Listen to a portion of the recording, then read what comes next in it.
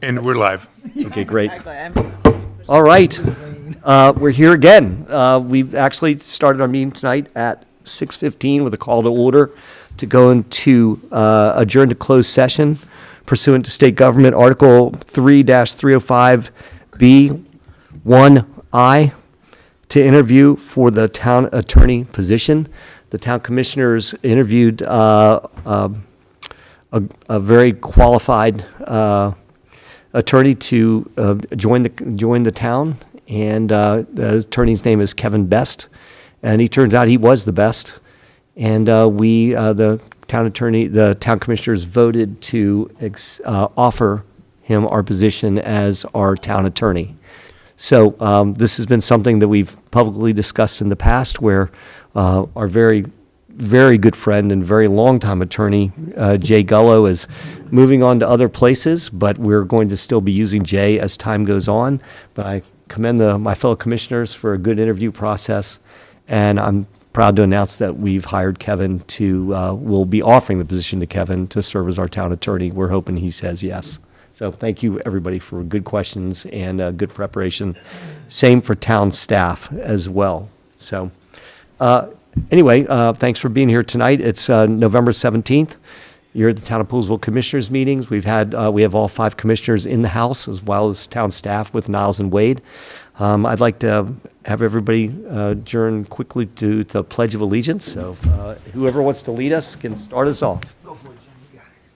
I pledge allegiance to the flag of the United States of America and to the republic for which it stands, one nation, under God, indivisible, with liberty and justice for all. Thanks, everybody. It's kind of cool looking at the flags and thinking we might have something different before too long up there. That's pretty cool. Are you gonna have a discussion on that on the town meeting tonight at the town manager's report? Yep. Awesome. Okay, good. Well, we'll get to that, everybody. Again, thanks for being here tonight. The commissioners' announcements, committee reports. Alan, or can you kick us off? I can kick us off. We had our Parks Board meeting after our last commissioner meeting on the November 5th. A few important line items. We discussed the implementation and also the traffic study for the 4-way intersection in town relative to possible installation of blinking stop signs.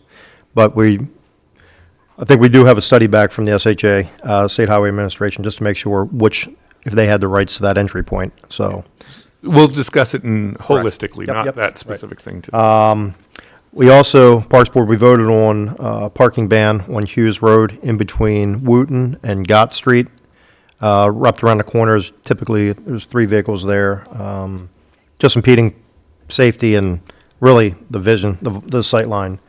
The other thing I noticed and what I took a little tour last week was if we have to, we can work with the HOA, but there's 13 visitor parking spots in those 2 townhouse areas where they are not allowed to park if they have a commercial sign on it. So guys have started putting up the good old holiday decorations in town, I saw, in Wayland Commons. So that's good. I'm sure they'll finish that out in the next week or so. We have we had some trip hazards, I believe. Preston and them were still working on a little bit through some of the sidewalks. Overhead lighting will commence in the next couple weeks. I don't know if we'll get them up, be close to, I guess, lighting ceremony, so that'd be good. Everything will be up by then. Yep, perfect. We actually have 4 Eagle Scout projects continuing. We have one starting the end of, or after Thanksgiving, installation of some birdhouses over at the solar fields. That'll be good. We got a small walking bridge over by the pond at JPMS is another Eagle Scout project, and a couple projects over at the lagoon area over Stevens Park with bat houses, bluebird houses, I think, and another species I can't remember off the top of my head. I know we're working on the monthly maintenance inspections of the playground equipment that I think Maggie was working with. Ryan on that. Yep. Stony Springs tree pruning started amongst some of the other neighborhoods. That'll happen, after we get most of the holiday and the priority ones up and done. Big one for everybody. We approved the Farmers Recognition Plaque installation. Location will be at Whalen Commons. Exact location to TBD, Okay. but that's where it's going. It was, it's a no-brainer. Recognition for the farmers and the ag reserve. Wednesday, I'll be attending the National Recreation and Park Association Playground Maintenance course. That's an all-day over in Laurel, I believe.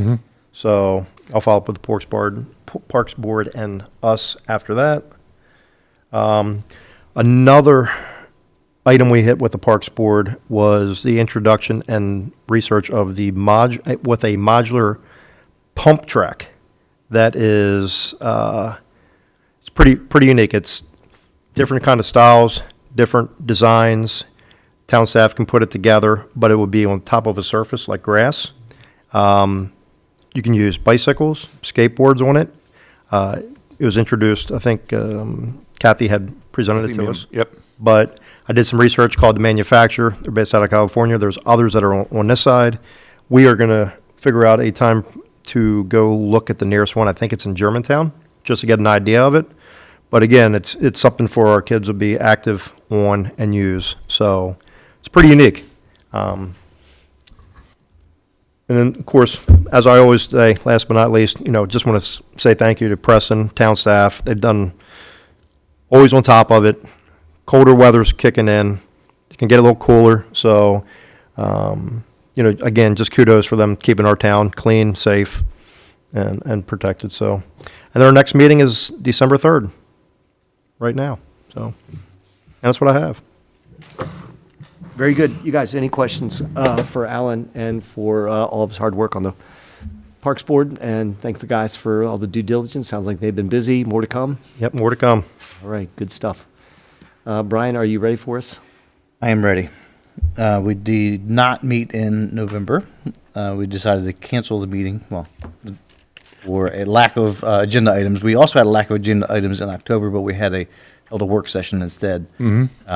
So 2 months in a row, no agenda items, and we decided to cancel this month. We will meet next month with a variance, but I don't know what that is. It would be a variance for a shed on a property due to there already being a garage and things like that. So there's some technical things that we'll talk about at that meeting. There will also be an extension request for the Bricken property for their preliminary plan. And then we'll probably give an update on some of the water issues or the water treatment stuff that we've talked about before. So the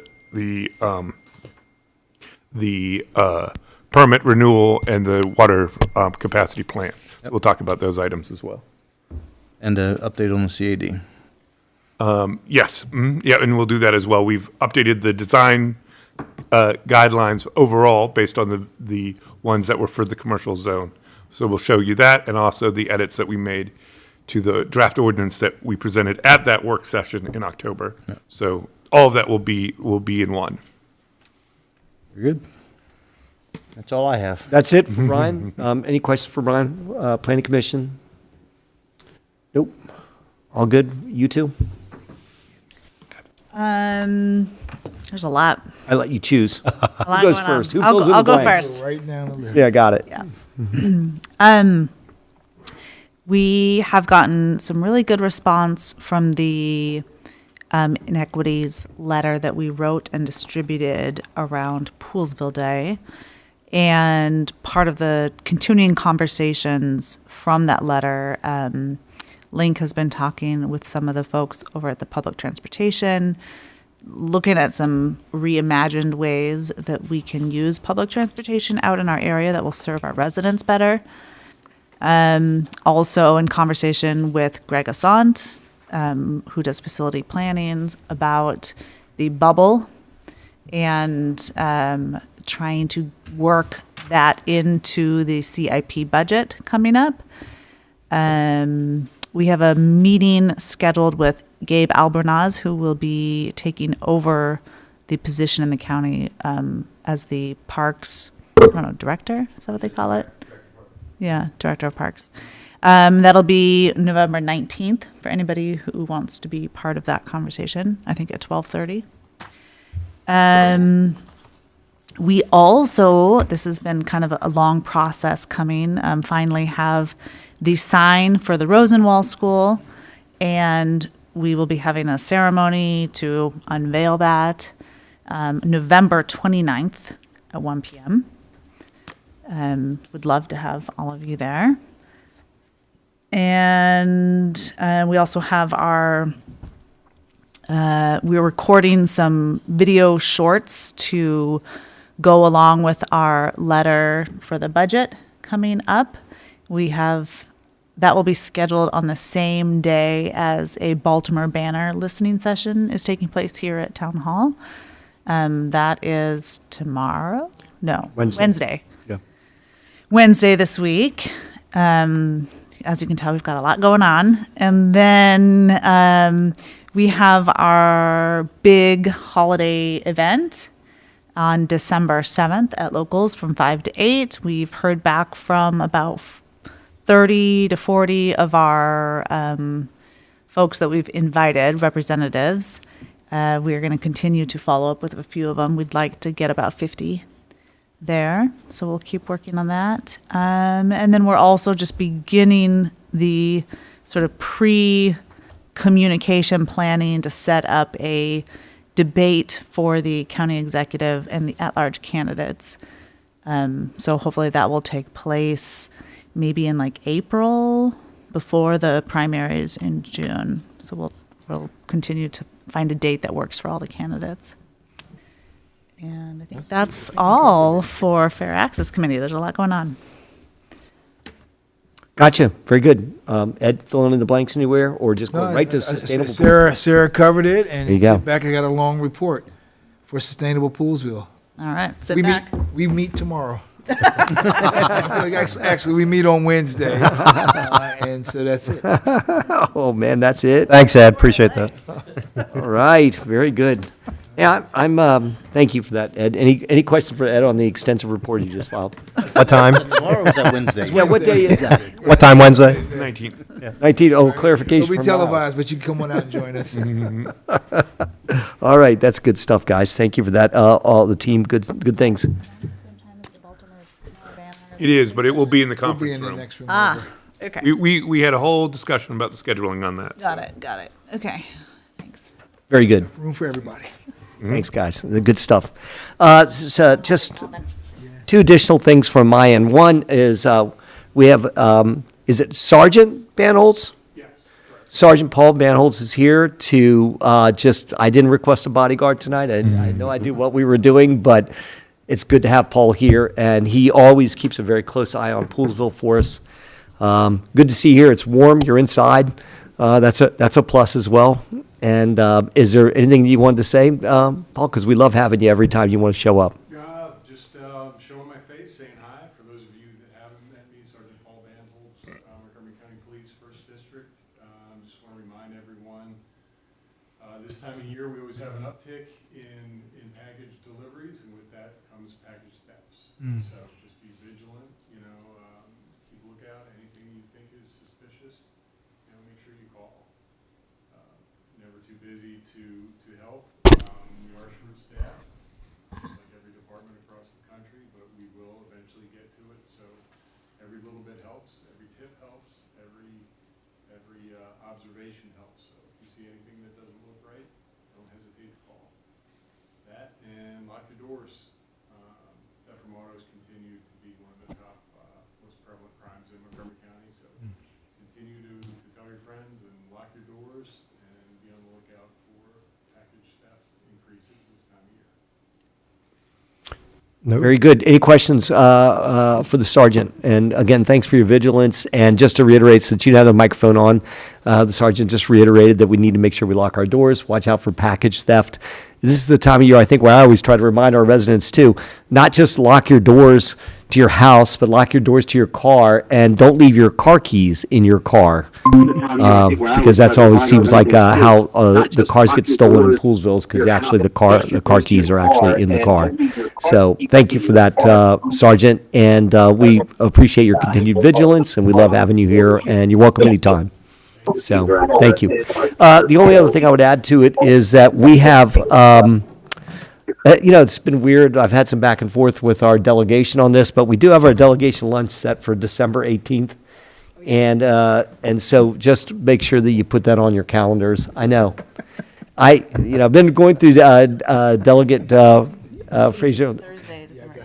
Fraser O'Daga's. Look, it's just because my report's longer than yours. Delegate Fraser O'Daga's office, who I've been doing the coordination through, but we do have a confirmation. We are set up. It's all four members of our delegation are going to be meeting. We're going to get our own room at Bassett's and just have a good roundtable discussion with everybody. So put that on your calendars. That is all I have. Any other questions? Anything from staff, or do we correct anything that I've already said? No? Just I'll add one more thing to the Thank you. sergeant. I just want to thank your officers who were coming out before it got real dark, but riding the bikes throughout the community. Yeah. And so they were visible, they were noticeable, they were kind and friendly, and so it was great to have them out here. So we are grateful and enjoyed having them. You're welcome, and that's why we're here. Thank you. Yep. And the increased coverage during Halloween and at the main intersection. I spoke to the commander, and we had very good coverage. Very happy with that. Yep. Several nights of good coverage up there. And you guys know, should they, Alan, Brian, should they have a grill team schedule for the police officers? I mean, he's been out. I mean, he knows the deal. All right, good. That's right. We have to make sure the guys are well fed and Absolutely. On those cold winter Always. nights. So you're always welcome for that. Sure, are you thinking we should have a grill team set up for our town commissioner meetings? Oh, okay. I could hire attendants. We'll have it at the four-way intersection. All right, very good. All right, everybody, thank you for all the commentary and the discussion and the updates. Really appreciate it. Good stuff. Public comment time. We've got 2 people signed up, and do we have online We too? have a couple of people online as well. So I'm going to admit them all right now into the meeting, and then you can take them out. I just want to go with in-person first, so I don't know if you want to admit them or not, but I'd rather go with in-person first, and then we'll have the online or the, Okay, I think it's worth just putting them in, and then I can Fine. message that and just say. yeah, they're going to mute too. Yep. Okay. All right, very good. So Jerome Klobakowski, you are first up, sir.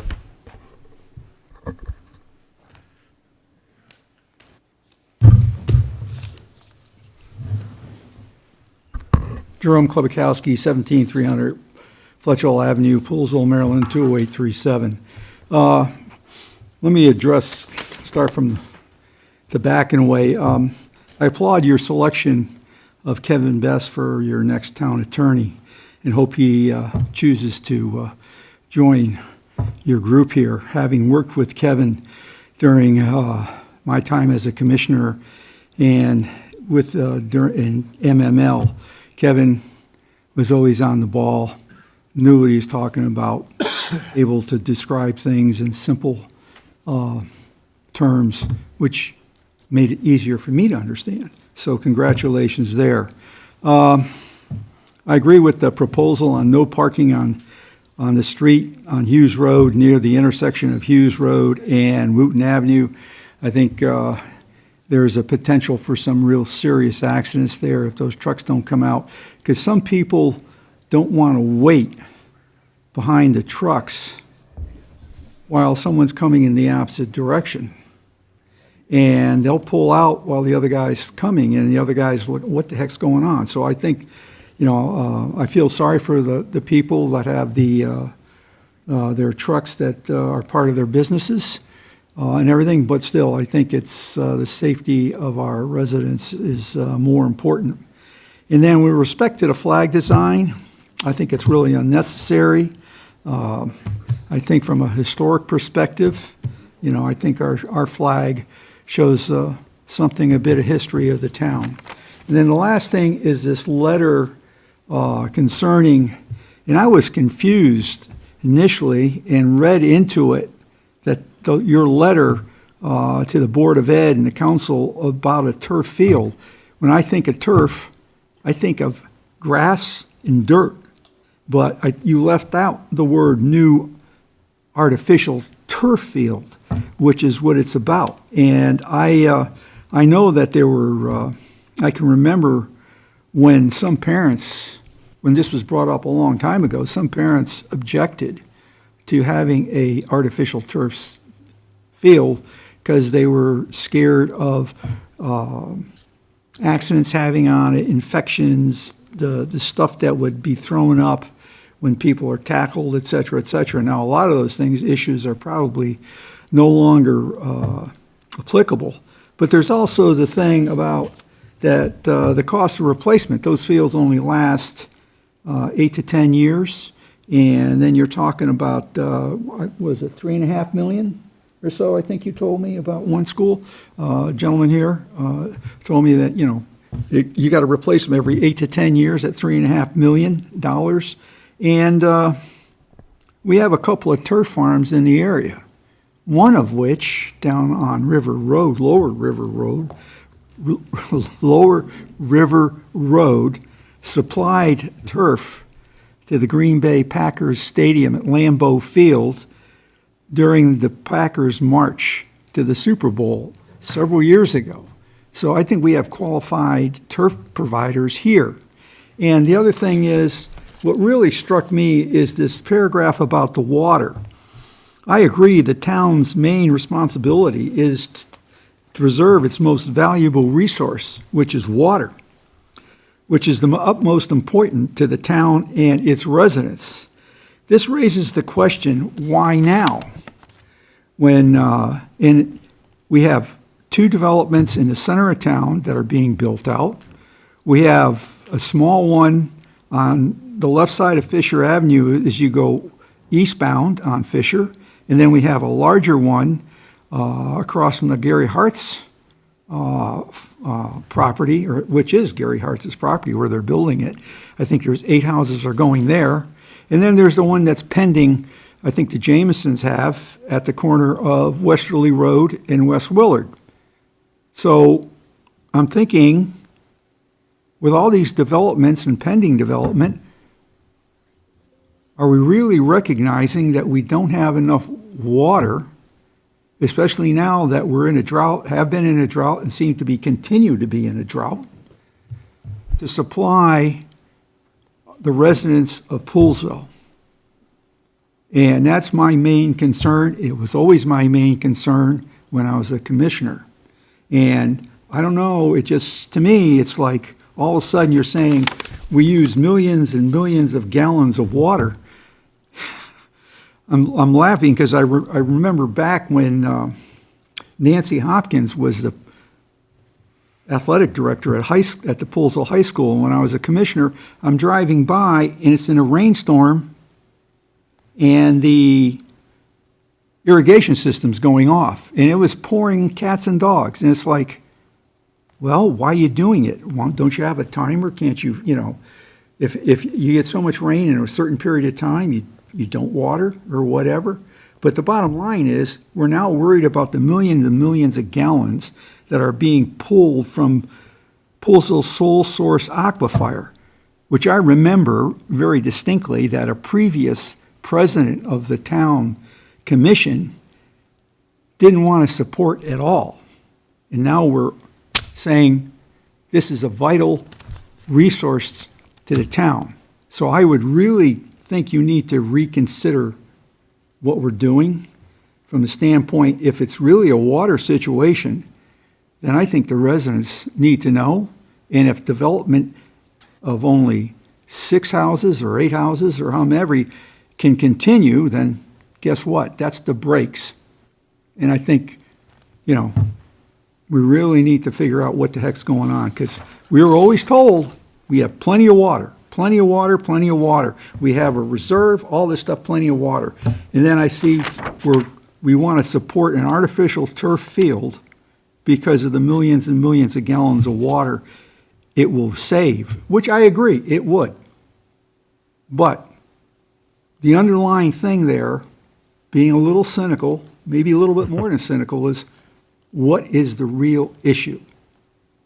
And I think, thank you very much for allowing me to take this time to raise these issues with you.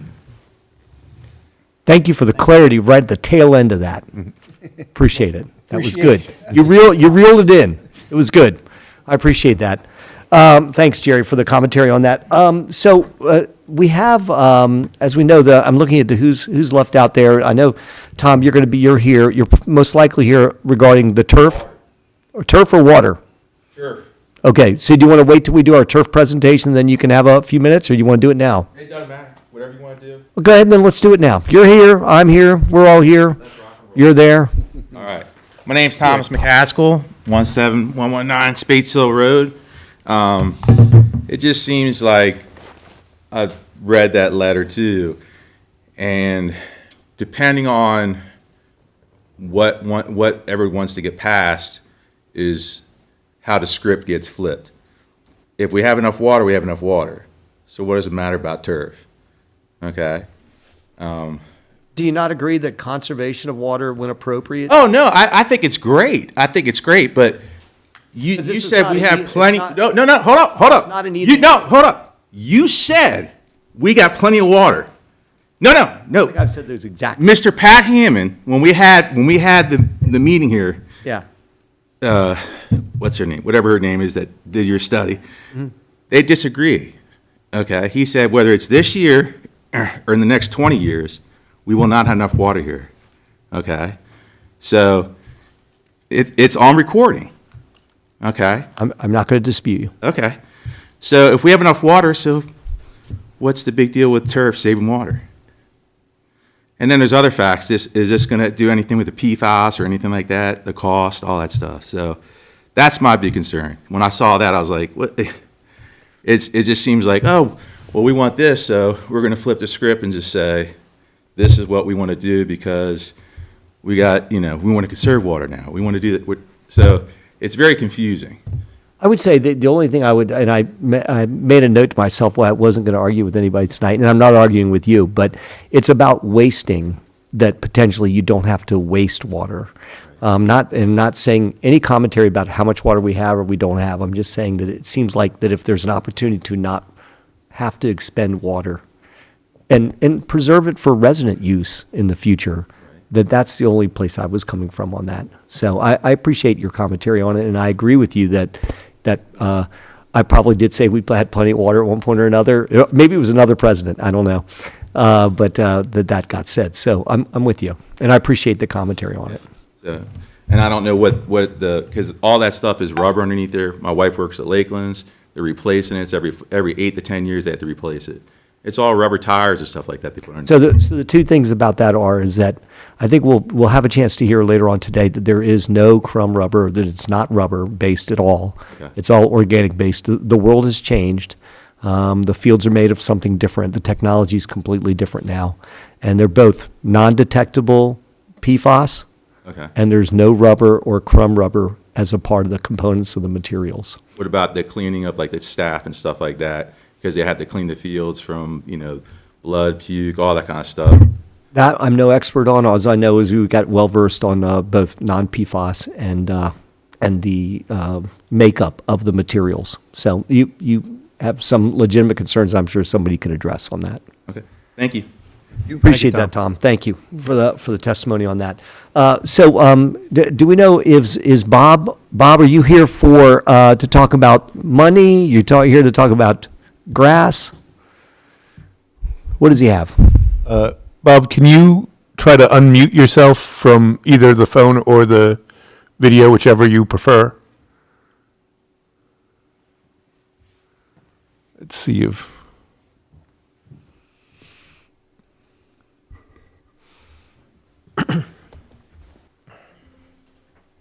We have time. He's trying. we still can't hear you. Can you try unmuting on the computer? That might be easier.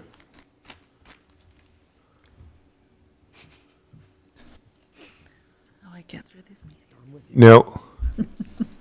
Still not. Let me try to request you. Hang on. Let me see if I can do this. Because I can't unmute for you, unfortunately. But let me try to. Yeah. Life. You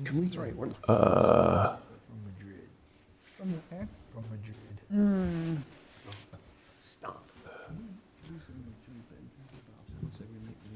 I know, we need to have a representative there. Okay, let me see. Yeah, if you can do it, try to do it at the bottom of the computer where it has your microphone. It should, if you can click on that, it should unmute you. Get him right now. He's right around the corner. Is our volume turned down? No, it's muted. You can see, there we go. Okay, Hello. yep, we got you. Okay. No, I just had, You're on, Bob. We can hear you. Thank you. okay. I just have a quick comment on the parking. Oh, okay, good. Go ahead. You're on. Okay. No, I've read the paper, and there's nothing about enforcement. Now, if you go back, way back when, they did the town code adjustment about parking on the swale, Yes. there was no enforcement mechanism there. And if you drive around town, you'll find cars parked on the swale. So why are we creating more no parking zones if we're not going to enforce it? So the enforcement of parking is a police power. So it is the Montgomery County Police who enforce the no parking zones. So that's done on a complaint basis. And so that's usually the process that it goes through. On the swale, what the code says is that it has to basically, if you're parking on the swale, it has to leave damage, basically. So there's some leeway on if you're parking on the side of the swale and it's not causing erosion or things like that to the swale, it is not an issue under the code. So it's an adjustment. The code was adjusted to make that, but sometimes those issues, like I've looked at tread marks and things like that to determine what's happening on the swale there. So we try to have a conversation with and I've had conversations with residents about that as well. Okay, but I just think we're just building a bigger code with no enforcement. We do take enforcement action, and we have on marketing the swales. Yes, yeah, there has been issues, but we've also had the most recent conversation, we had a conversation with them. And we can continue to do that as well. Is it a repeat scenario? Not always, yeah, it's usually it varies. Okay. All right. Well, Bob, did you hear that answer? Yeah, I'm just not satisfied, that's all. That's all I got to say. All right, Okay. Thank you, sir. That's timely and it's something we have discussed at town hall. I appreciate that. all right. Very good. Okay, I'm off. Thank you. Thank you. Yeah, appreciate it. All right, guys. So we have other people that I know Abby's here potentially to talk about our possible position on advocating for a turf field. By the way, and Jerry it's like I guess the wording on that is turf versus grass.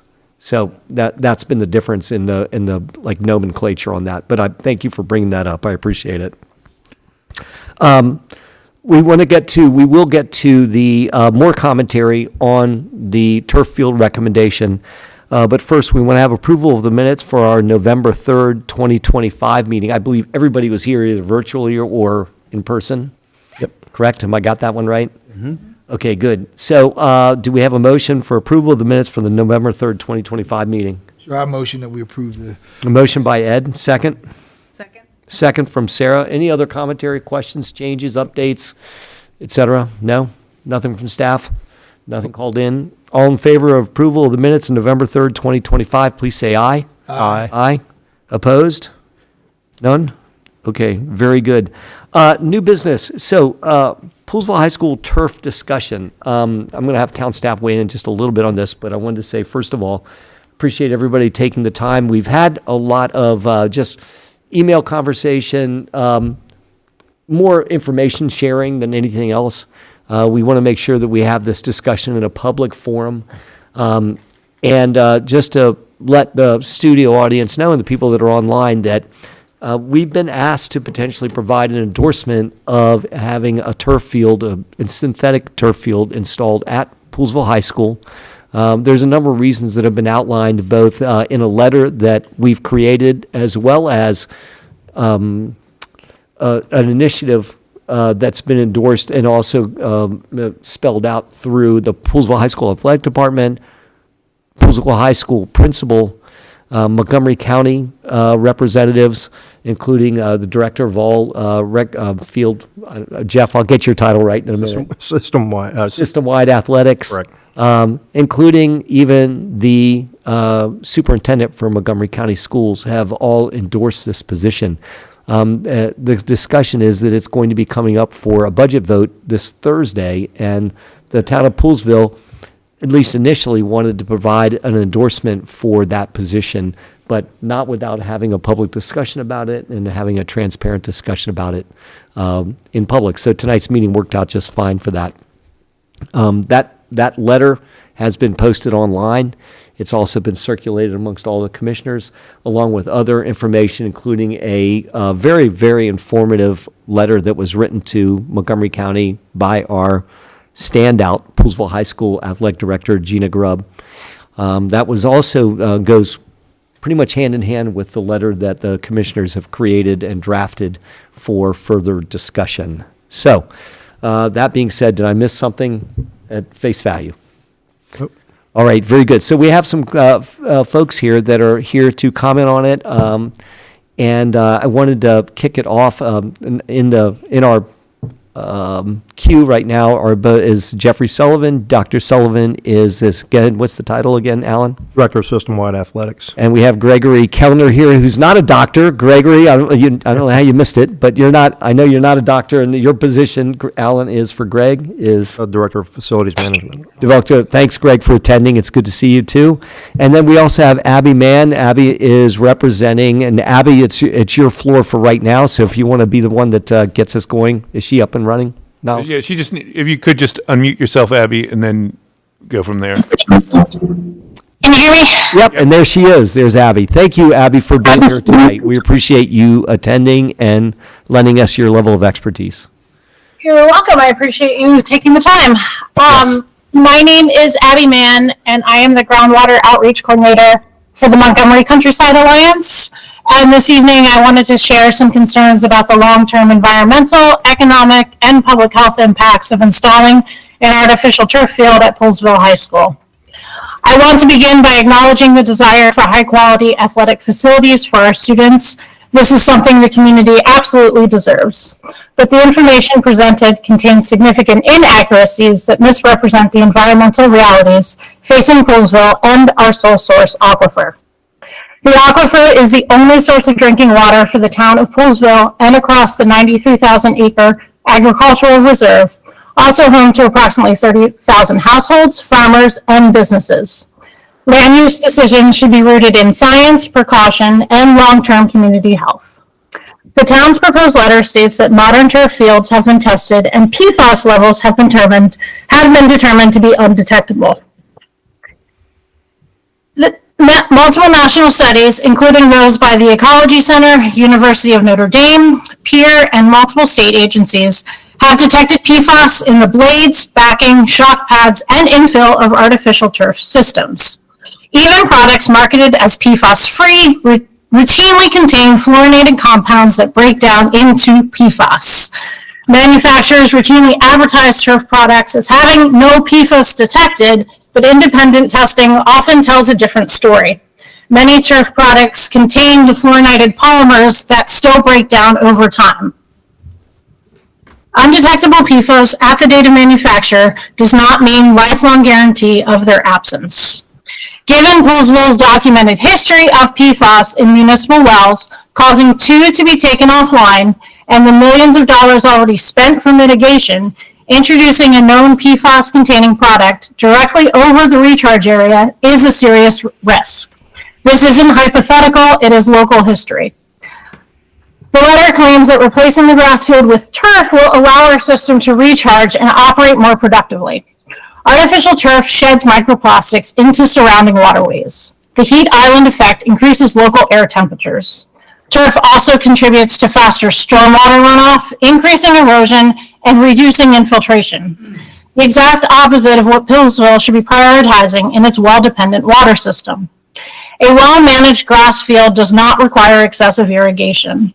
Modern grass athletic fields, when properly designed and maintained, use dramatically less water than the 1980s irrigation system currently in place. MCPS invested in completely new facilities at Poolesville High School. Why would we rely on a 35-year-old irrigation system to argue that grass is not viable?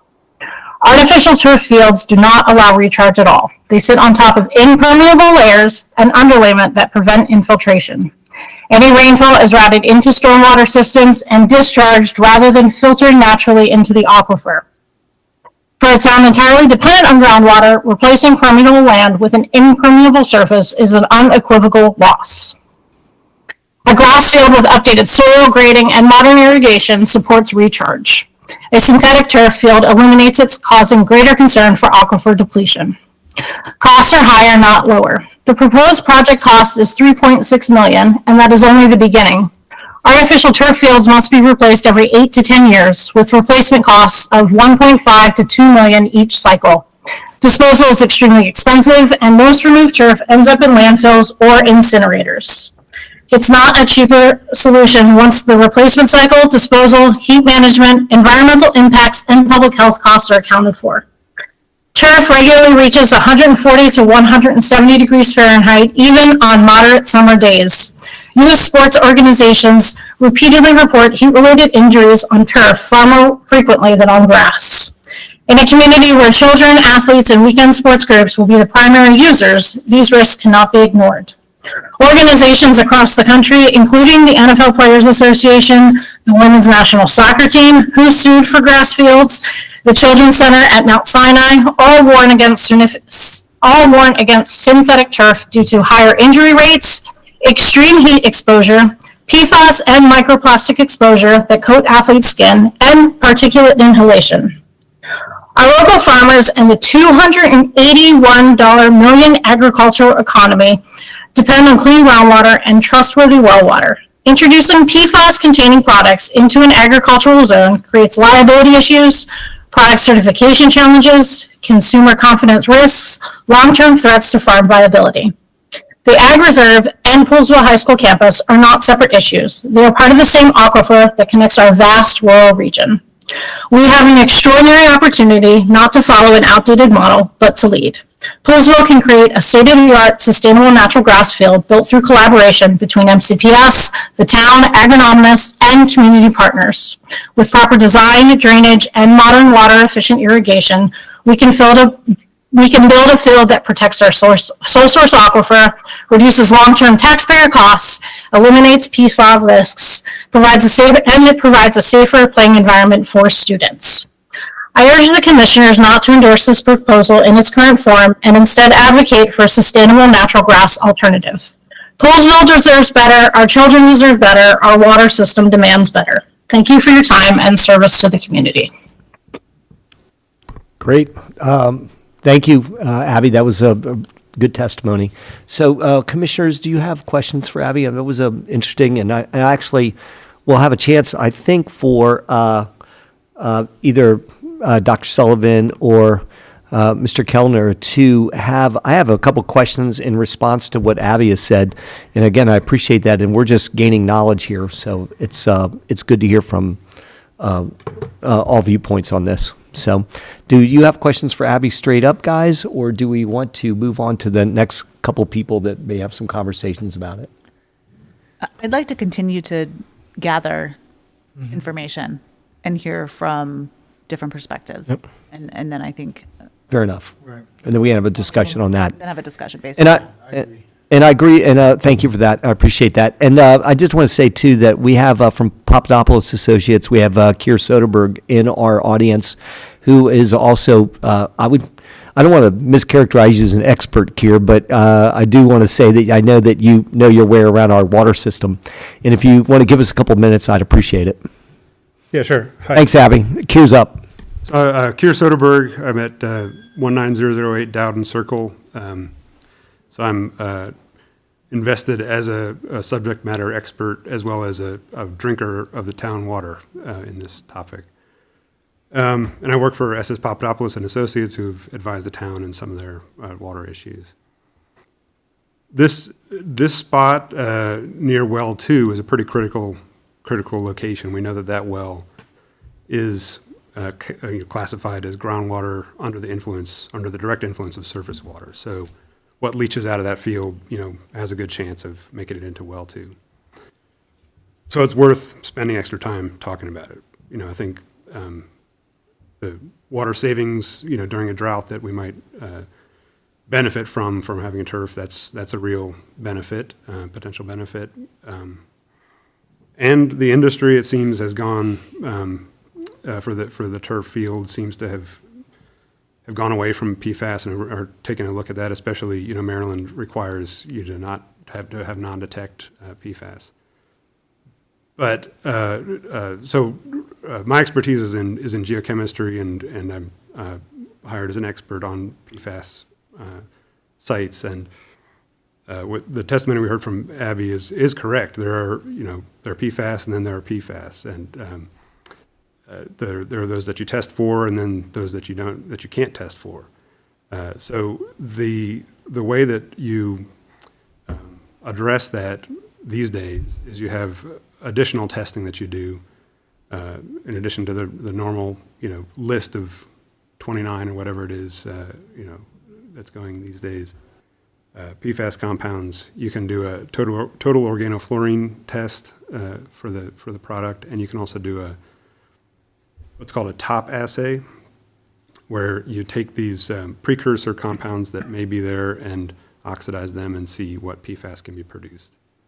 And those are two typical things that are done to really give you confidence that you don't have something that could turn into PFAS that you then have to spend real money. I just got my water bill, for real money, to treat, to pull back out of the water. So I think it's worth taking the time to try to get that information. I don't know who that comes from, MCPS or the product manufacturer. Get a sample that you could just test yourself. That's definitely a standard thing that is done these days. So that could be done, just to give you confidence if that is the direction you want to go. And there are unknowns on both sides. So if you do have grass that you have to deal with, that's put in pesticides and fertilizer too, and there are unknown compounds in those products as well that would leach into the ground and potentially impact the water system.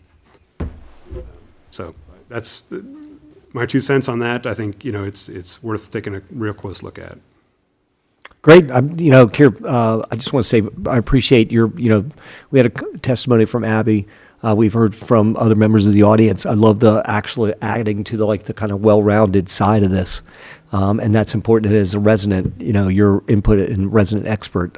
We appreciate you coming in. We didn't have a discussion before this. I'm glad you made it in and were able to present. Do you guys have questions for Kier? No. Always a level head and some always good for filling in the blanks. So anything for Kier? I'd like to continue to, hear from Jeff or Yep. Greg. And Okay, good. maybe we'll call Kier back up again. Yeah, Kier, thanks, buddy. Appreciate that. Thanks always for your advocacy for Poolesville. So Jeff and Greg, can they come in together, I take it? Yeah, they're just muted, so all they have to do is unmute them. You guys can unmute. You've heard some of the testimonies so far that we've had and some of the discussion that we've had. You're aware of the letter that's been created. I think Jeff's still muted too. I think you've heard some of the testimony. Obviously, you've seen the letter that we published for public disposal. Give us some commentary on this, and I also have some questions when you get done based on what we heard from Abby and what we heard from Kier. So whoever wants to start is fine. I'm happy to jump in.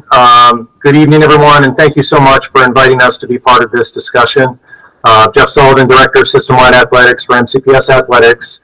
And we are excited to support the installation of artificial turf at Poolesville.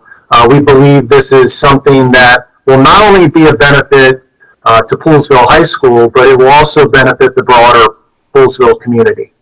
And Greg will be able to speak to some of the specs around safety and address some of the specific things that came up here tonight in the testimony. But for our student athletes and for our programming, the artificial turf fields become a hub for community engagement. They are fields, we've seen this at the 12 schools that have artificial turf here in Montgomery County, and we've seen it at our surrounding jurisdictions about how artificial turf fields provide countless number of hours for our teams and for our youth organizations to use, providing a pipeline of sports and engagement on our high school campuses.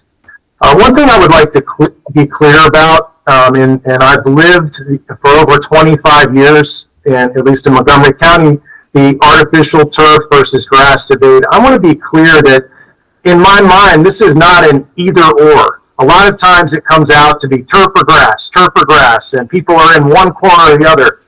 I think it's very important to understand and think through that there are conditions where artificial turf becomes the most appropriate field for a given space. And that's where we are here in Montgomery County, and really what you see in the capital improvements plan, the recommendation right now from our superintendent, and also where we sit. I mean, we have, in the last 20 years-ish, since we've installed the first artificial turf field on our high school campuses, we've been able to install the artificial turf fields in all of our new school builds or modernization projects to date. Right, so here we are at Poolesville High School. I know there was a question about the timing. Well, why now? Well, we're doing the project at Poolesville High School, and it's a beautiful building and a place where the whole community can rally around. And we want Poolesville High School to have that same level of access with an artificial surface field. So we do believe that the high school stadiums are the place for the artificial turf fields. In addition to all the games that are played, most nights a week, it opens up a practice location every day, allowing teams to practice on the turf and also relieving the practice time on that beautiful new practice field that was installed at Poolesville High School.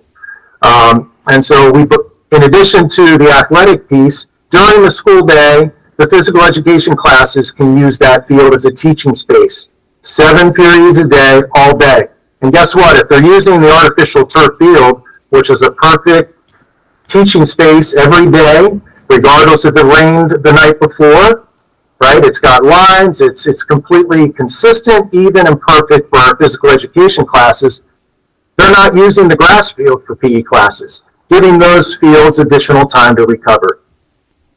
After we're done using the fields with the school programming, it opens up for the community access. And that's what we found. The beauty of artificial turf is we can bring the youth organizations and teams in the evenings, during the winter months, during the summer months, the weekends in particular, Saturday and Sunday, and play, because the number of hours that an artificial turf field can provide is significantly more, pushing an average of $4,000 a field when you're in the 500 to 600 hours for a grass field.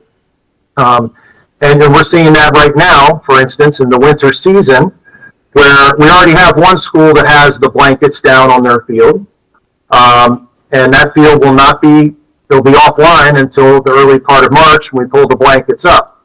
Meanwhile, all of our artificial turf fields are going to be used by the community starting at 5 o'clock in the afternoon, all the way through the evening, all weekend long. I do want to clarify something in terms of the weather. I think this came up in one of the testimonies this evening that I heard, in terms of weather and how the Bermuda grass, which is the ideal playing surface for our grass fields. The weather here in Maryland, where we are, is not ideal for the Bermuda grass fields. Bermuda grass loves warm weather, and it loves water. I heard another testimony about water, and we don't need as much. Bermuda grass needs both. And the prime time for Bermuda grass is in those warm months when the school's not using it, unfortunately. So we see that Bermuda grass going dormant the early part of October and staying that way and waking up oftentimes when our spring season is close to being over. So those are some all the conditions that lead us to looking at artificial turf in our high school stadiums, right? Having the lights, having the spectator seating, and being targeted in our approach to how we handle artificial turf, and really pushing people to think outside of this black and white issue, if you will, or either or, to let's look at the conditions and make a decision for what's best. And we believe that this is what's best in our high school stadiums, and we want this opportunity to install artificial turf field at Poolesville High School, consistent with the other schools that have it. Greg, do you want to go ahead and chime in with a few things? Yeah, so hi everybody. My name is Greg Kellner. I'm a facilities manager with MCPS. And I want to clarify a couple things. The cost was brought up before. It's not $3.5 million every time to put in an artificial turf field. So the initial cost has all the site work, removing, the drainage system, irrigation, bringing in topsoil, everything like that. So with the initial $3.5 million cost, the school would get a brand new track. It would get new track and field equipment. It would get new goalposts. It's slated right now for new soccer goals, field hockey goals, lacrosse goals. So there's a lot more than just an artificial turf field with that upfront sum of $3.5 million with this proposal. So it is quite a bit more than just the artificial turf carpet that goes on top. It's literally building it from the ground up with our stormwater management, all of those facilities, the drainage associated with that, to your sub base, all the way up to the shock pad, the carpet, and again, brand new athletic amenities for every sport that would be using the track or the field for competitions. Once it goes through its life cycle, so to say, with that carpet, Shaw Sports Turf has a recycling plant in Dalton, Georgia.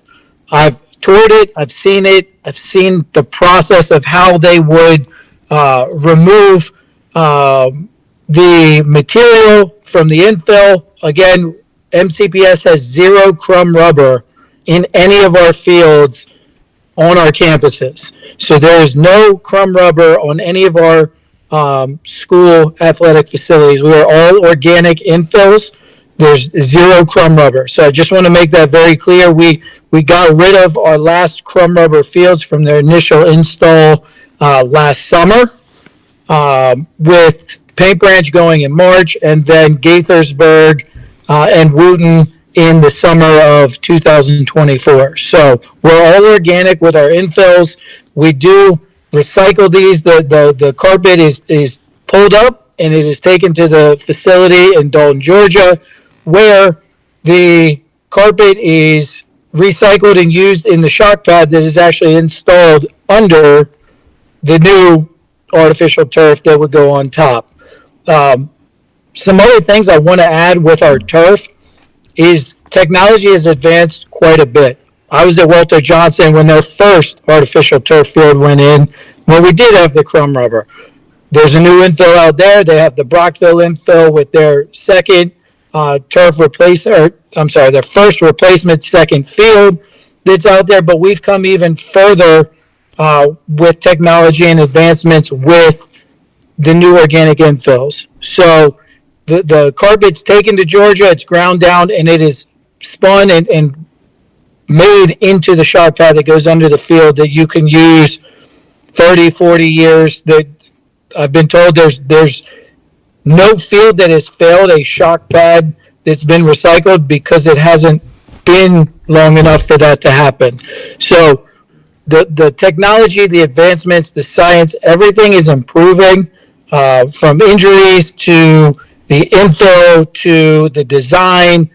Everything is much more efficient, including, and here's a big one too, the maintenance cost, right? It is just about $12,000 a year for our current fields to be maintained for an entire year. Whereas our natural grass fields are spending more than that just on paint and renting robots or going out and manually lining all the game lines of the field. With the advancement and the progress made with girls flag football, there are 7 different colors that will be on a high school athletic stadium field. The technology has come so far that 5 of our 7 colors, and those colors would be green, which is our grass color, white for football, yellow for field hockey, orange for soccer, red for lacrosse, blue for lacrosse, and then you would have what I'm hoping to be purple for girls flag football, but NFHS in the state of Maryland hasn't come out with a specific color to line the field. So that would be 7 colors. The technology in today's world, right now I can get 5 of those 7 colors added to be part of the turf itself. So every 5 yards could have 5 different colors tufted in to be part of the system, whereas we don't need to cut and glue and have all the maintenance repairs that our natural grass fields need. I have compiled a list of every single natural grass field in our county. As Jeff said, Springbrook High School has grow blankets already on it because of the wear and tear that field endured this year. But the other 11, you can see the students are playing on dirt. And when that Bermuda grass goes dormant, there's no more growth. So when it's cold and temps get right around freezing, that grass stops growing, but games keep happening. 2 or 3 weeks ago, there was a rainy Thursday night. High school football games were being played in destroyed fields. The following week, they're playing games on it again, and it is dirt and mud. So I have a whole list, a Google document of all of the fields with multiple pictures, just showing the wear and tear that these fields take. Because in winter, after the grow blankets come off, in March 1st, or this year, February 28th, which is that Saturday, there's not a lot of growth and rejuvenating the fields with a grow blanket. In fact, they're overseeded with ryegrass so that when the blankets come off, it looks green when you take the grow blankets off. And as Jeff said, May and June, that's when the Bermuda grass starts to really pop. But Memorial Day weekend is when high school athletics end. So again, they're not really getting the full effect of that Bermuda grass field when they're in season. Okay, that's a lot to consider, Greg. Thank you for that. We appreciate that commentary. Questions from, I know the Poolesville commissioners will have some questions. I have some questions too. Anything else to add from you two right at the time? Abby, we'll get back to you as well in a minute. Just want to see what the commissioners, feel free, Sarah, I know you're ready. Yeah. Can you tell us a little bit more about how water is managed, like rainfall is managed, considering this is treated as sort of like a hardscape or a hard surface? Sure. So in each of the fields, we typically have 3 large catch pits that the water does infiltrate through the turf layer, through the shock pad, and then we've got our 57 stones, we've got our fines, and the water permeates down through it into the catch pits, and then it is rerouted out to our stormwater management system. So it does permeate down through the carpet. There are not test pits. There are large pits for water catchment, and then it is routed out through the stormwater system, which is also part of that $3.5 million proposal to build and construct the field initially. Greg, thanks for that. And we talked a little bit about stormwater today. I don't want to jump right on town staff after all the expertise here, but where did we go with that today in terms of the plan for stormwater, engineering, et cetera? Well, in engineering, there'll definitely be stormwater requirements from Montgomery County, but most likely there's going to be bioswales, just like all other developments and things that require stormwater treatment. Right, and so the engineering hasn't necessarily been worked out. We know the topography, we know where we are in terms of our own runoff calculations, but that's something that the MCPS is going to be working with Montgomery County. This is not going to be our situation except for us, making sure that they're, what they're doing is working with our systems, correct? It's Absolutely. their permitting, their requirements. Yes. Got it. And then, so Greg, I wanted to make sure you said that it is a permeable surface, this, So, yes, but no. So the state of Maryland does not treat artificial turf as a permeable surface. It is treated the same way you would an asphalt, parking lot, driveway, roadway. So yes, the water can permeate down through it. However, we do have to have our stormwater facilities in place to treat the water because it is treated or it's considered an impervious surface. okay, yeah, that was a contrast to what Abby had said, so I appreciate the clarification on that. Okay, more questions? I got a Sarah? question. Al? So, instead of the old type of turf using the rubber pellets, what is the new organic fill made of? So the new organic infill, it's a layered system. So you've got sand, and the specific kind through Shaw Sports turf is called Natural Play. It's ground up coconut and walnut husks with fibers layered. So you would have a sand layer, you'd have a Natural Play layer, sand, Natural Play, and you would work your way up to infill the entire, the top, inch and a half of the 2-inch fiber, and leave that top half-inch open without filling it completely with the infill, which is the Natural Play. Okay. Cool. Yeah, that's a good question. Other questions from the commissioners? Otherwise, I'm ready to dive on in and ask a bunch myself. Just interrupt me then. So thank you for spelling out. So I think, in speaking to residents and having a lot of conversation with residents over the last couple weeks since we started talking about this, there's quite a lot of, I'm not going to call it misconception, but it feels like it's old information that's been put out about the manufacturing, the actual turf field itself, the materials that are used, the recyclability, which I know you've addressed on this so far. Again, the materials, I think everybody, many people in the audience picture this the crumb rubber where there's somebody slides and there's a big dust cloud of rubber pellets that the players inhale. Obviously, this is something that would be, I think, unacceptable by today's standards. And the town of Poolesville, which you guys probably know, takes this very seriously. We had installed rubber mulch, recycled tire rubber mulch inside our town, throughout our town's parks.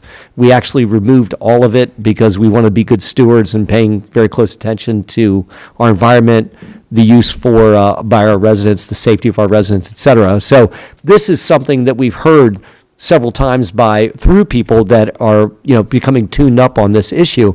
And I just want to make sure that when you're telling us, I know that there's the infill is organic, made of the materials you just mentioned. The synthetic aspects of the turf itself are, again, and I'm Kira, appreciate your perspective on this. So far, it's been said that the top grouping through independent science says that it's been non-detectable PFAS levels. Is there additional certifications out there that talk about the surface of it? Because I think we've got it covered in terms of how the water gets treated, how the infill is organic, but the synthetic surface is something that I think people still have some level of misgiving on, even though I know we put to bed the idea that there is no crumb rubber, there is no rubber materials that have been put into it. What else can you tell us about the actual synthetic material that makes up the surface that the players have contact with? Hard question. And I wonder if you want to even just put some of the stuff up on the screen. Yeah. Like the image from the company that describes the different. Well, we can do that. Yeah, it's up to you guys. Anyway, go ahead, Greg. Do tell. So I don't have the physical makeup of what is used to put together the turf carpet, so to say. But again, I do have documentation from Shaw about the PFAS testing and, making sure it's meeting standards. And again, MCPS does not want to be a school district that's going to put out a product that is known to cause problems and doesn't pass the certification and the clearance and the testing that's needed. So I have documentation. I've shared documentation, even from a couple of years ago, that says that the independent studies and the test have shown that there's no PFAS when their product is leaving the facility after it's been fabricated and built to install in a stadium. How about this, a question for you on, I'm sorry, is that Abby? She wants to chime in? Yeah, Abby, go ahead. Hi, sorry. I'm of course not a turf manufacturer specialist, of course. I'm just going on research that we do know. But my understanding, because I know that crumb rubber is being thrown out here a lot and that's not being used, but my understanding is that the PFAS isn't directly related to the crumb rubber, but the PFAS can come long-term from what's in the manufacturing, such as the backing layers or the blades, and the shock pads could have adhesives that could be PFAS derived, and some of the coatings could be fluorinated that could have some long-term impacts that could degrade over time, causing PFAS. And also, yes, it's new technology, and I would hope that new technology is obviously being safer, but I think a lot of these new technologies have only come out over the past couple of years, so you don't have a long-term study on the leaching of PFAS or any long-term real dependent information on the groundwater and what it could do to your well water systems as well. Just some food for thought. Yeah, I appreciate the food for thought too. And Greg, I don't need you to respond real quick, but I do, and I don't want to move on for that prematurely, but we've had some good discussion on like the PFAS aspect of it. I just want to make sure everybody knows the town of Poolesville is very, very concerned about PFAS. We not only we led the state of Maryland in PFAS removal from our water system, but we have a dedicated heads-up staff that's constantly looking to make sure that we're delivering clean water. Abby, thanks for the commentary on that. One question. Go ahead. I'm sorry. I was just going to say, yeah. MCPS has had this artificial turf for 25 plus years, though, right? So this isn't like Poolesville's not like the first school. I think she said. I think the question is, and what Greg alluded to, Sarah, is that it's an evolved product. It's not. Yes, they've had artificial turf on fields for 25 years, but I think we're talking about an evolved product that really almost has nothing to do with the original installation of turf. Am I correct? Yes, I believe our first turf field was put in 2007, 2008 at Richard Montgomery. So what my comment earlier was about the 25, 30, 40 years was the shock pad that's underneath is we haven't run through a full life cycle of our shock padding on any of our fields because we haven't had turf fields long enough to reach an extended life cycle of what the shock pads would be.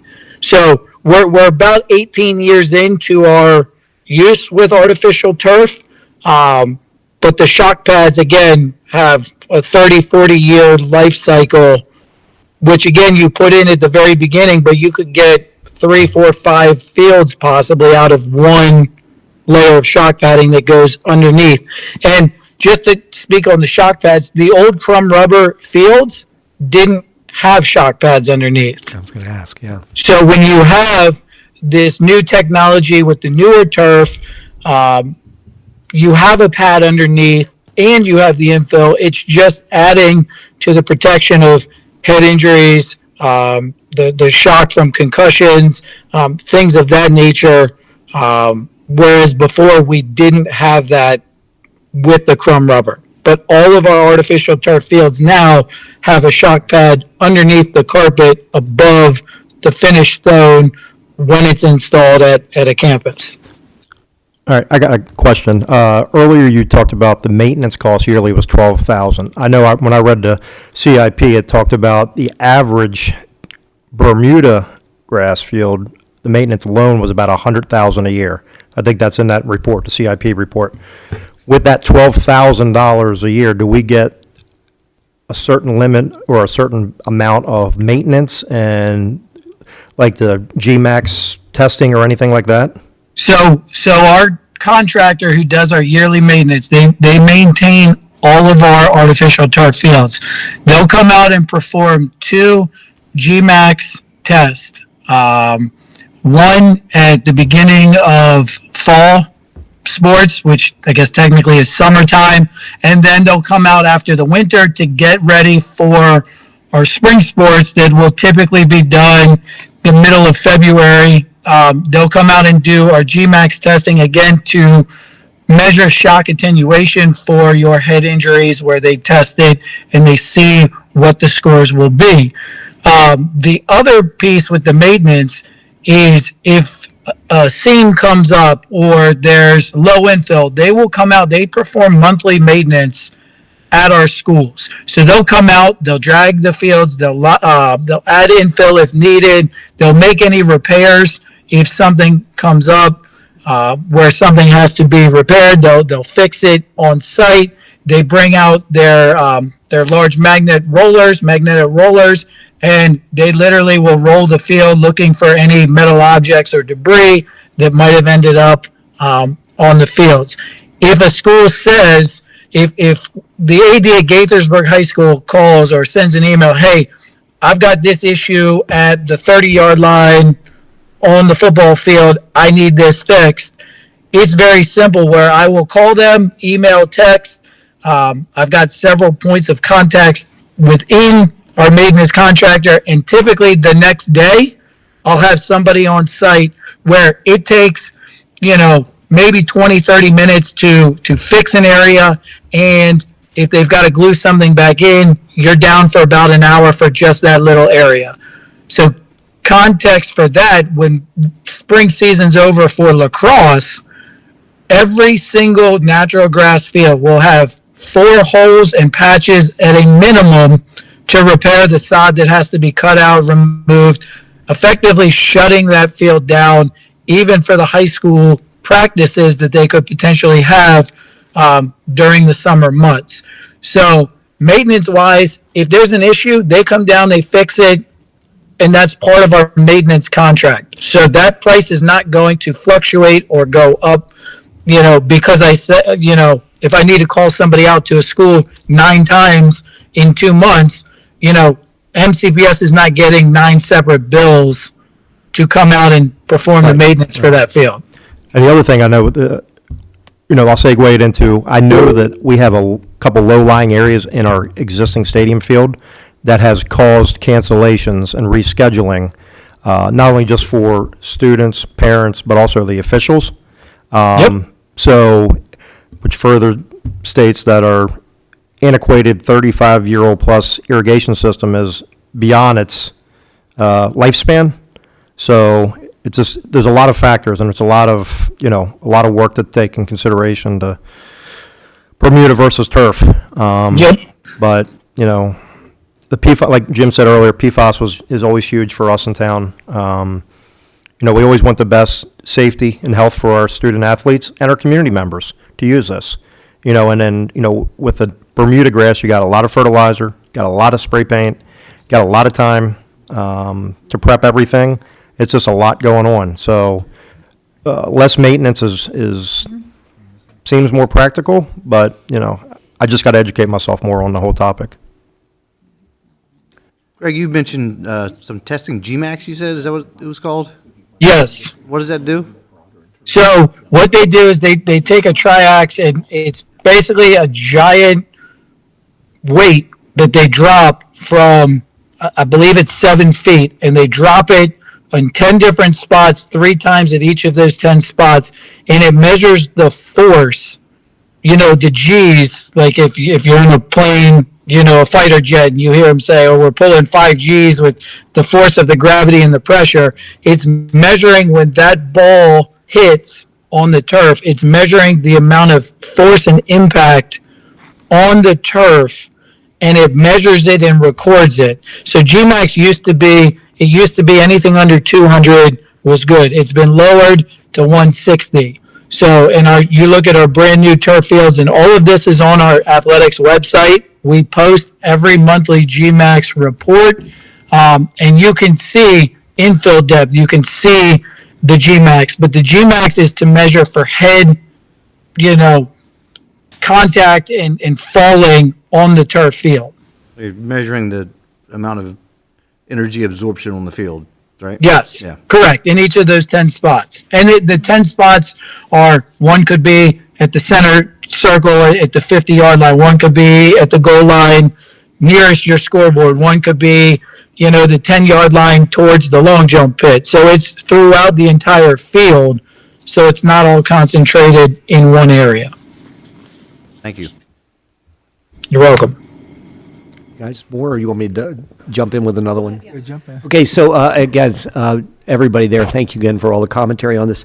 I did have a question. I've seen some pretty big, I would say, outlandish numbers in terms of the heat difference between artificial and grass fields. And I did notice that Montgomery County does have a updated schedule, I would say, for use of the fields in extreme heat. Do you have any boots on the ground discussion about what is the heat actually like on that field on an artificial turf versus a grass field? What's the comparison in real world terms, not propaganda? I can address that. Before I jump into the heat, I did want to just add a couple of things to the discussion.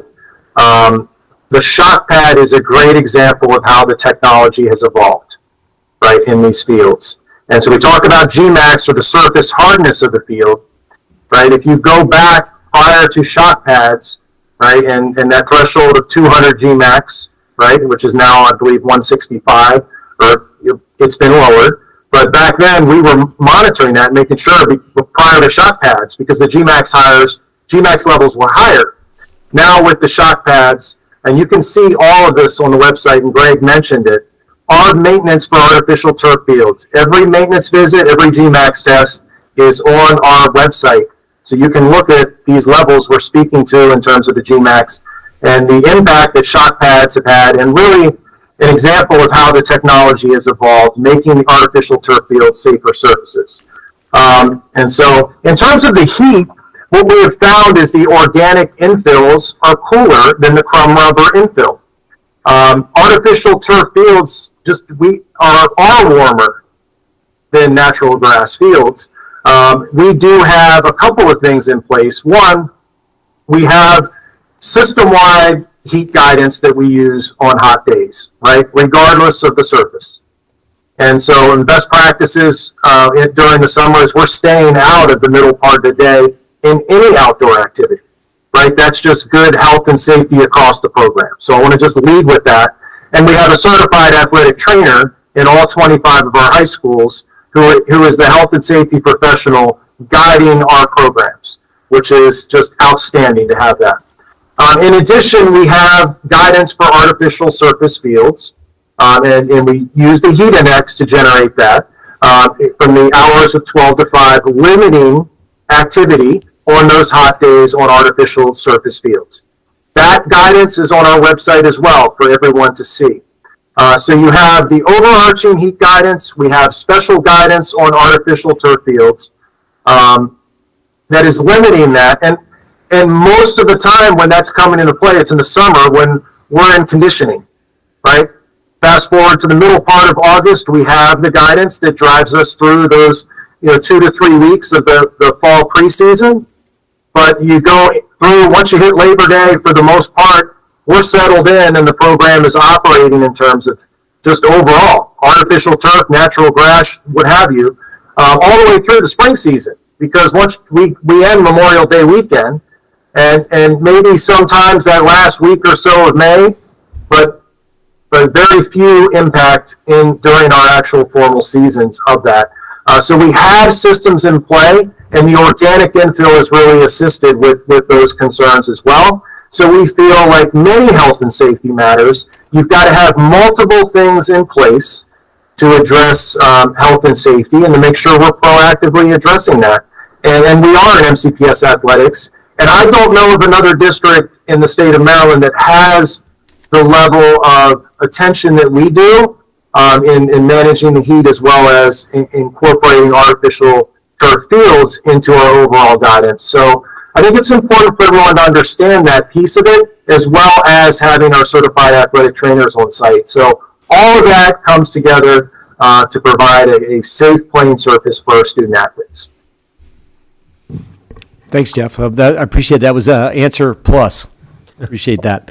And then, so I did have one more question too. Then, and this goes hand in hand with that. It was not to just get away from the chemistry that I know everybody's concerned about.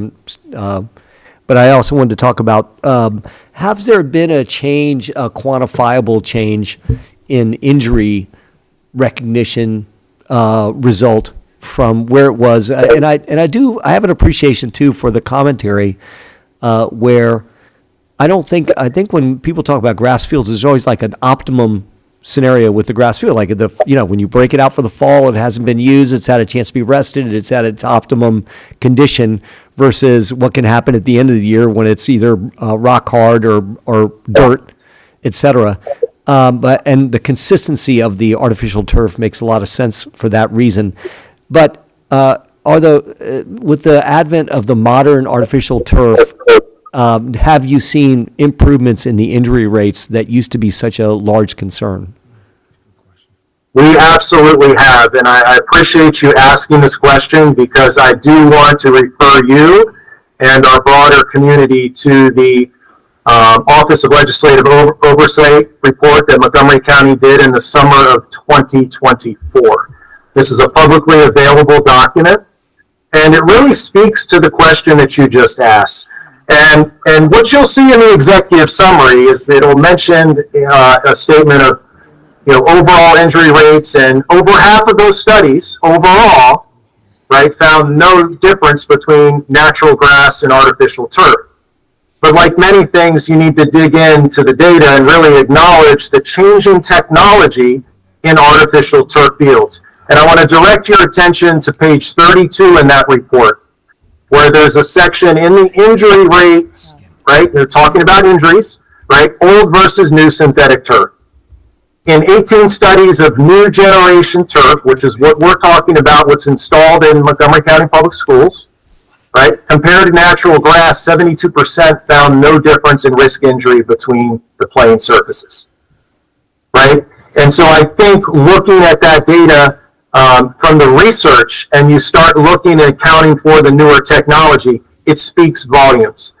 I think for us, we see, unfortunately, injuries can occur on any surface, right? And we do not see that. We don't have the quantifiable data. And to the points that you made, it would be very difficult to collect that, accounting for the norm, right? Or the condition, right? The field condition could be different on a grass field. It could be wet, could be dry, could be at the end of the season, the beginning of the season. There are so many variables to account for in that. When you look at the research, though, what you're seeing is that trend, and it's reported in our OLO report that's publicly available in terms of that. So the overarching data in terms of still over half, right? But then you see that significant jump, and we've experienced that. And I know what I will say is this, right? When you look at the leadership, high school principals, high school athletic directors, our high school booster club presidents, right? There is consistent support, right? There's unified support around artificial turf. They understand and recognize the impact and what this can bring, not just to athletics, right? Because you have a physical education program, you have marching band. It serves as a pipeline to community engagement for school communities, right? And that's why you see that. I could go on more about the competitive advantage. I got a letter from our 25 field hockey coaches in Montgomery County Public Schools. All 25 are field hockey coaches in support of artificial turf. Why? Because the game is completely different on that surface. And it's being played at a higher level in other counties, and our schools want to have that ability. It's also the surface that's used at our state semifinal and final events. I was just at UMBC this past weekend for the state soccer finals, right, on artificial turf. We'll be playing state football in a couple weeks down at the Naval Academy on artificial turf. This is what our student athletes and our leadership are behind. They've recognized the impact of of doing, the positive impact of installing artificial turf and those benefits. And again, I want to go back to one of my opening points. This is not as simple as turf versus grass, which is how it's been portrayed for many years and how many people debate it, right? This is a targeted approach of looking at the conditions, in particular, our high school stadiums, and identifying that as an opportunity here to bring that to our communities. Very good. More questions from the commissioners? I just have more of a statement, probably.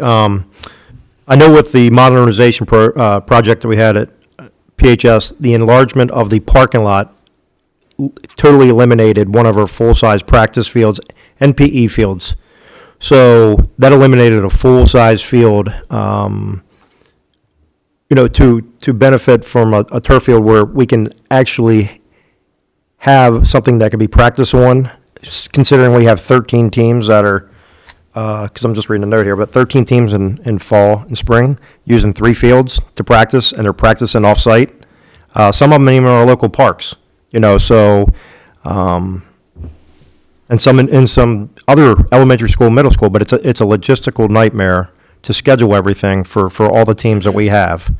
But I mean, I'm just way more educated just listening to you guys tonight talking about everything, and a lot of criteria goes into a decision. And like you said, it's not a and or if. I mean, it's just a lot of educated information that's being passed through, and I appreciate everybody's time tonight.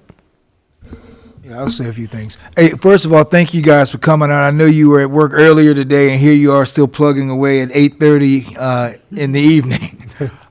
Couple of things. One, first I'll put on a parent hat. Just kids who've played sports, daughter who's been on the field.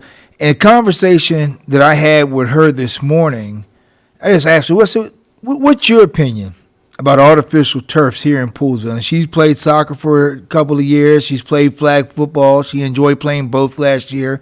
Just finished up her flag football season. And the first thing she did was smile and give her thumbs up when I asked her what were her thoughts as a student athlete. And she reminded me of the challenges that we had last year of games being canceled, going over to other schools without much time to practice in between competitions because the game had been rescheduled, but because the field was not usable for practice, there was no practice. And you look up, you just had a game, now you don't get a practice, then the next day you got another game that was rescheduled, and there's the wear and tear on the body of the athlete, as well as the wear and tear where you come up with a schedule of studying, but now because of a rescheduled, and so you got a game, you played, you got one that you're supposed to play, but then the rescheduled one pops up, then the next one comes up, and before you know it, that athlete, and you multiply that toward the athletes, and we really push our student athletes not just to be great athletes, as I think about how many kids get the Minds and Motions Awards at Poolesville, because we have athletes who take hard classes, who put in a lot of time. Then there's that wear and tear. But then I also think about just community. And what I think about when I look at community, I think about what happens to those kids who don't have a ride to go over to support their friends and their fellow students in these away games. Leaving Poolesville to go over to Wooten High School, that's quite a drive. Going over to BCC that has an artificial turf, that's quite a drive. Going over there to Whitman that has an artificial turf, that's quite a drive. And so I think that when we begin to look at all these different things that we have to put into consideration, let's also think about our youth. Let's think about the advances in technology, especially as one who is pro-environment, and I look at the studies and I look at what's been out there, but I also ask the question, are the studies on the newest technologies or are the studies on the things of yesterday? As one who was working at Richard Montgomery when the field got installed, I knew what it was like to have the field. I knew the excitement that came. I understood the challenges, but that's over 20 years ago. And so I would think that the technology has advanced since that time and will continue to advance. And then just while we were going through listening to you, I did take the time to go to the website, and I'm still going to keep going through it, the shawsportsturf.com, reading about the infield. And I was surprised to learn that even some stuff like coconuts that are used. And I said, okay, what are the materials that are used inside this infield? And then looking at the diagrams, as Greg was talking, I said, let me check out what he's saying. Now let me go investigate what he's saying. 'Cause I like Greg. I think he's a good guy. I said, well, let me just check it out for myself. And then I see all the different technology that's been put in place, and I think it's pretty impressive to look at these opportunities. And the last thing I'll say, when Dr. Sullivan was talking about just the community and that hub, here in Poolesville, especially with a closed ferry, I think about all the missed opportunities to rent out that field and bring business into the town that normally might not come here. And I get a little jealous of all that traffic that goes to the soccerplex for all the different tournaments. And I said, imagine if there was a safe way to have opportunities to host a lacrosse tournament, to host a soccer tournament on a field that brings people together.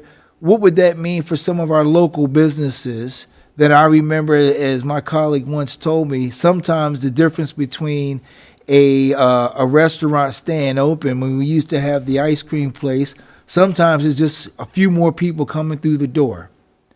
And so I would say there are multiple things to look at, and I think it's very important not to get lost in rhetoric, but make sure that we are clear on those costs, because I've heard all kinds of prices thrown out. I heard the $3 million, I heard the maintenance, this and that, but I was just, okay, what's the source and how accurate is that source to make sure that we're talking about the right numbers? So I'm just making a few comments on my observations. So once again, thank you for your time for coming out. Thanks, Ed. Yeah, well said. Appreciate it, Ed. Sarah, got- you want more? Yeah, One just- more? Okay, got I it. have one more, just one more. Bub's trying to If you get have a in. question- And I'm going to speak up for my If colleague. you have a Buff question, over I there. just have some thoughts, but if you have a No, go ahead. question to direct. I have a comment. Just earlier, we heard a statement about how we can achieve comparable playing conditions on grass that we can with artificial turf. And then Dr. Sullivan very clearly stated, this is a targeted approach. We can't really have the same conditions of grass as we can synthetic on a stadium field. And I'll say this. When you're talking about turf grass, the more use turf grass receives, the more inputs it requires to keep everything at the same level. We need to, if you increased use the way we can do with the synthetic field on grass, you would have to have more fertilizer and more water than they're currently using now for the limited use that we have on the stadium fields. So I don't think that's really possible. Excuse me.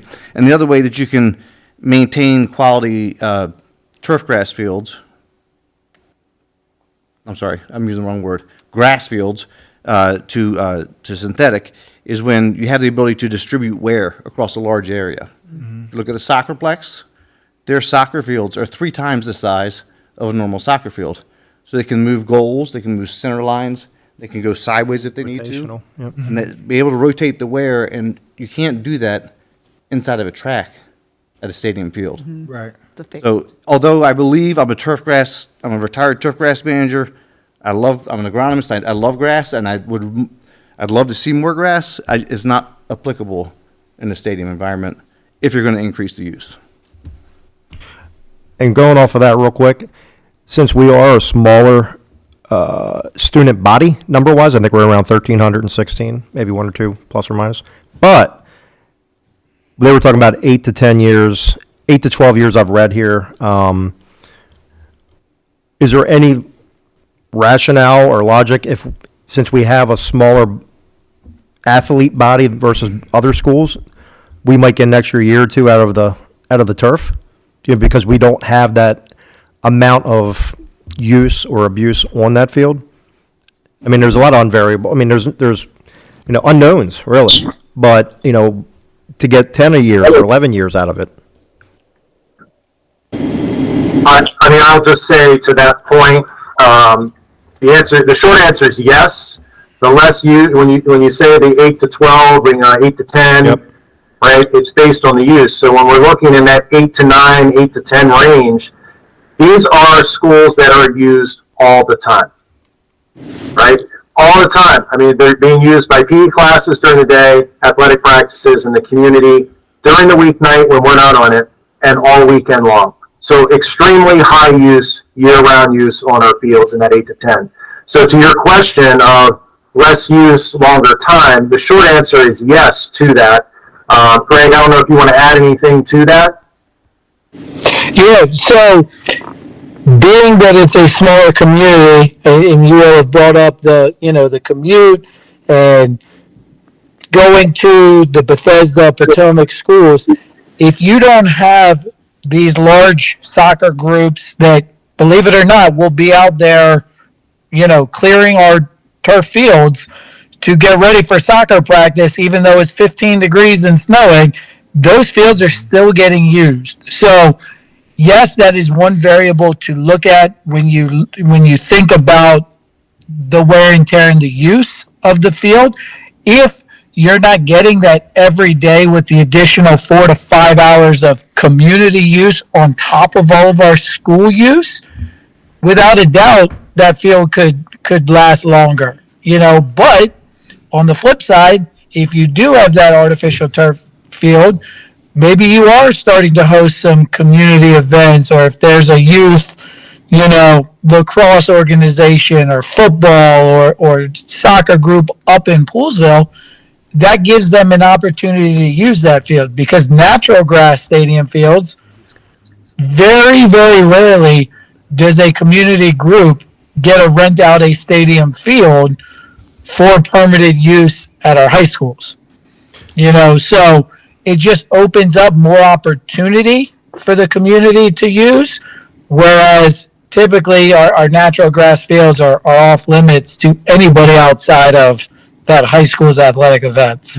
And I know Poolesville uses, they have a partnership with Whitman High School for the spring sports preseason, because our field's not ready for it yet. So, and that also adds transportation issues for students to go back and forth. I mean, how far is Whitman? I mean, that's 40 minutes, Again, and that's, you're talking about baseball, lacrosse, and softball. I mean, that's a lot of sports. A lot of kids are impacted by that.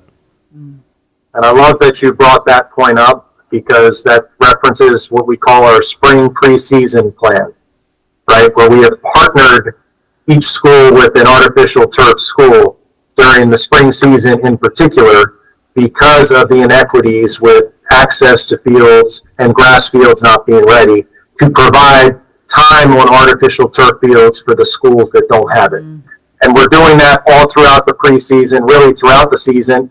And frankly, you can even look at this week right now. We are hosting 4 extremely high-profile playoff football games this Friday in Montgomery County. There's a forecast of rain, and our grass ADs have got to be thinking, just in case, I want to play this game at home. It's a state quarterfinal game. They want to play at home, right? But if the forecast is terrible and we need to shift that, we don't want it to leave Montgomery County. So we've got to have a fallback on artificial turf. That's real time, the type of decisions that are being made and what the artificial turf fields can provide the program. So I'm glad that you brought that point up. Yep, and I think the only last thing that I have is MCPS loves the term equity. So I read the Office of Legislative Oversight report on page 46, what was dated July 30th of 2024, and it goes through the MCPS equity considerations, the 7 items that they recommend for equity. I don't want to go through all 7, it's lengthy, but again, page 46 of the OLO report discusses equity in detail. And sometimes I feel personally, Poolesville doesn't get their share of equity. So, and I'm done talking. Okay, listen, before we wrap up, I think Sarah's going to close it out from the commissioners. I'm going to open it one more time after Sarah to anybody in the audience who wants to have any further commentary, including you, Abby, because we've let the two Montgomery County guys have their say. Sarah, go ahead.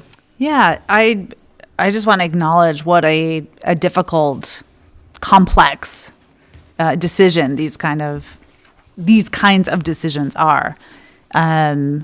And I hear something that really is impressed upon me right now is just the concern for our environment and the potential impact on our water. And yet I hear risks on both options. With regular grass, there is the increased carbon emissions from maintenance, there's the pesticide and fertilizer runoff, and that impact on the groundwater, and then just the water usage for irrigation. On the other hand, with synthetic fields, you do have the potential exposure to microplastics, the potential for PFAS getting into the groundwater. I know it's not in the turf, but as we are learning from chemists, it can be created from some of the material that's being used. So I just want to acknowledge that there are real sort of environmental impacts no matter which choice 100%. We make. But I think what really is swaying me as I read this report from the OSO is the number of hours that synthetic fields get used, which is almost 4 times as many hours as regular grass fields. And given that this is one field and sounds like it's going to be used a lot for games, it's not maybe the practice field that students are on every single day, and there's 3 other practice fields to be used. It is not the only playing surface that the students will be on. So in my mind, that is a form of mitigation, or at least reducing exposure potentially to microplastics. And the incredible savings for maintaining the synthetic field and the savings of water. I think it's part of this conversation is the being stewards of water, is being good stewards of water, making sure that we are conserving it where possible. So it is a complex issue, and I just want to acknowledge that, but I can understand why so many of the professionals who work in this field, and I'm speaking specifically to our athletic director at Poolesville High School, really see this as an opportunity to benefit the students. So I just want to acknowledge the complexities here, but also appreciate, Dr. Sullivan, your use of the word, it's a targeted solution. Like we're not replacing all fields with synthetic turf, but it sounds like it is an appropriate solution for this specific situation. And to add one thing is, I don't know if it's a subtle advantage. I know. I thought he was too. Somebody yield time back to me, please. Time's barely yielded. Go ahead. But subtle advantages, we do have a new practice Bermuda field, and if we do get a turf field, we have the ability for our athletes to practice on both platforms for competition across the county. So, it could be subtle, could be just my opinion, but I kind of like the 2-field system, where if you're playing, soccer's super fast on a turf, it's not as fast on grass. Football's same. Lacrosse or field hockey, I know personally, is when my daughter played at Auburn. You know what? They were even down south, hot, arid, warm seasons. It was turf fields, artificial turf. So, and when she was playing field hockey on those fields, I walked them, and it wasn't, other than the ambient temperature being 105 degrees down in Alabama in, May or June, the surface wasn't hot to your feet, and I was in slides. So, but just my opinion, so, Are you sure? yes. Sarah wraps it up in a very even-handed bow, and Alan proceeds to untie it and then tie it back up again. I appreciate that. Please return. No, she's good. No need. Listen, but before we wrap up, and I do want to say that I really appreciate the time and thought process gone into this. I know that we're simplifying everything for the amount of effort and research that has gone into both the advocacy on Abby's side as well as what we've heard from our friends at Montgomery County. And we know this is, we've drilled this down to like an hour or so of conversation, hour and a half of conversation, where literally tons of hours have gone into this discussion on both sides in terms of the chemistry, et cetera, use, everything that we've talked about tonight. I really appreciate it. So before we wrap up here, I do want to say that, and Abby, I want to come to you in a minute, but we have audience members here. Does anybody else want to speak up that come in and take another minute? Come on up to the thing. Identify yourself. I called the microphone the thing. Jerry Klobakowski, 17300 Fletchall Road. Based on everything I've heard, I would say, yeah, go for it. But I would recommend, because what sent me into a mild panic was the millions and millions of gallons of water. Millions, yeah. And if you change that paragraph just to say, the turf field will help the town conserve its most valuable resource, water, to support our businesses and current and future residents, it would be a lot less, Great suggestion. words are important in how they're used and et cetera. So I'm going to, so I want to go ahead and say it again. Oh, well, no, I got it written down. Wrote it I'll down? give it, Okay. give it to Wade. Yeah. Footnote I want to that. be able to, Wait. if we're going to go some direction with this tonight, I want to be able to have it tonight, so. You want it tonight? You want it right now? Yeah, so please present to the judge. All right. And then, yeah, you may print the bench. All right, thank you. You don't have to sign it. Get the signature out. Go from here to there. Okay, very good. Let me make sure I got that. Thanks, Thank you. Jerry. Thank you for that. Appreciate that, Jerry. Kira, are you going to come up too? Thank you. Yes. Kier Soderberg, 19008 Dowden Circle. You guys are definitely going to put in a great field. This is taking me back to my first game of varsity soccer when I got knocked on my backside, and I would have appreciated some cushion layers. Shock. Yeah. Performance. So, but to make it clear, you have to deal with the entire county, and why we're harping on about the chemistry here and wanting more information is that this field is right next to one of our drinking water wells. So when we talk about environmental concerns, runoff, that kind of thing, we're not talking about fish or whatever. We're talking about that goes into our well and we feed it to our children. So we need more information about the chemistry. This is an engineered system. We can put in controls.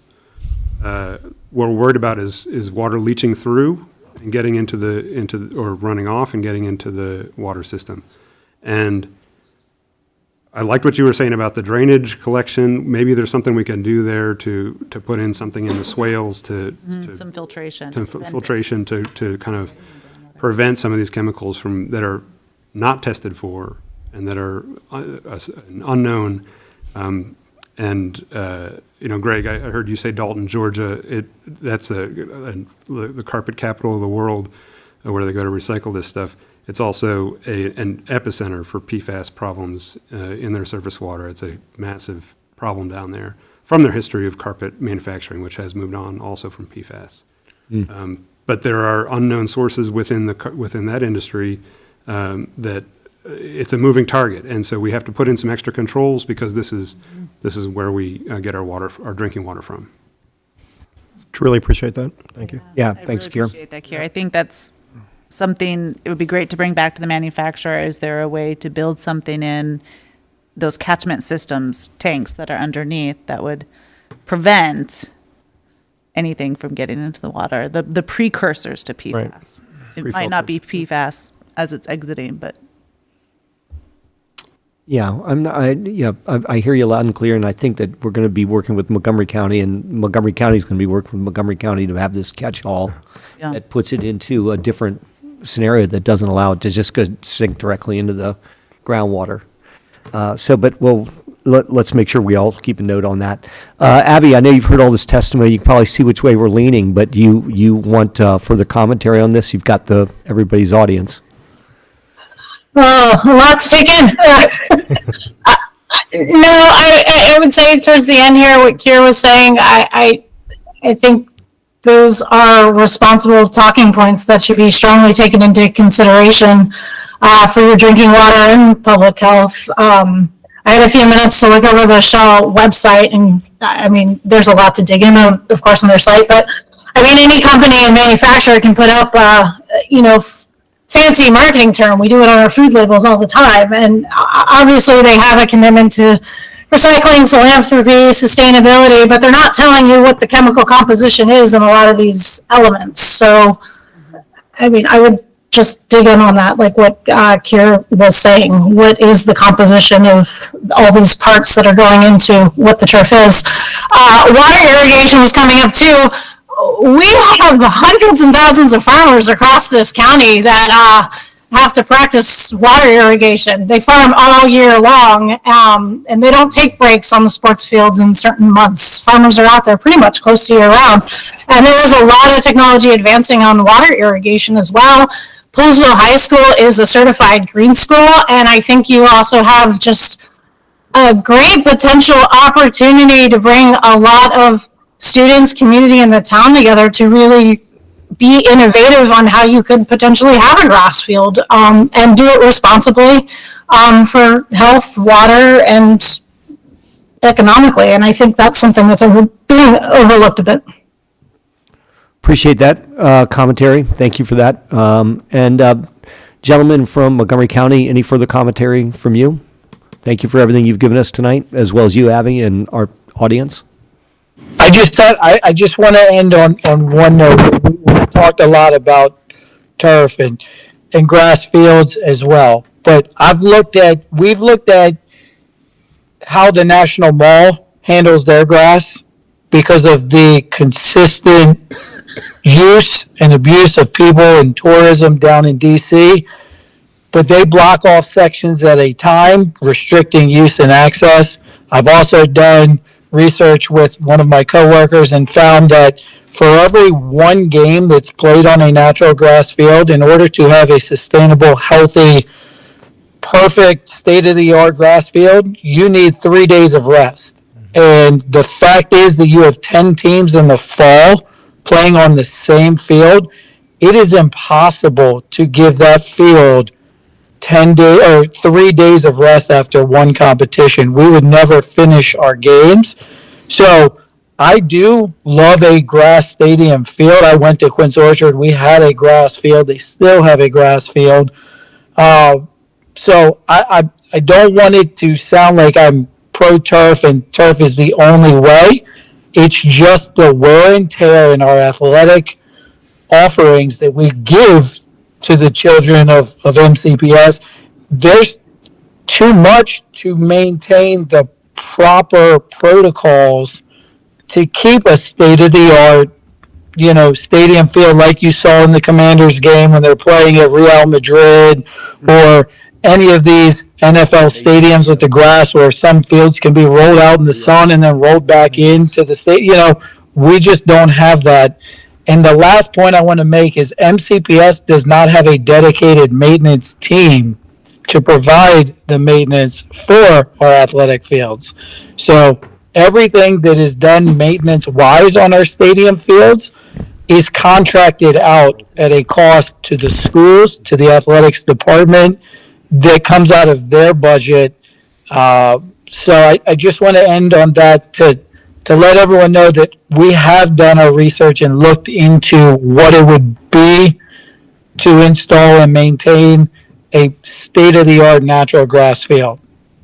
So it's not just a one-sided thing like Jeff said earlier. We're trying to look at it from all sides, but the amount of use that our stadiums take year-round, artificial turf is what we're proposing.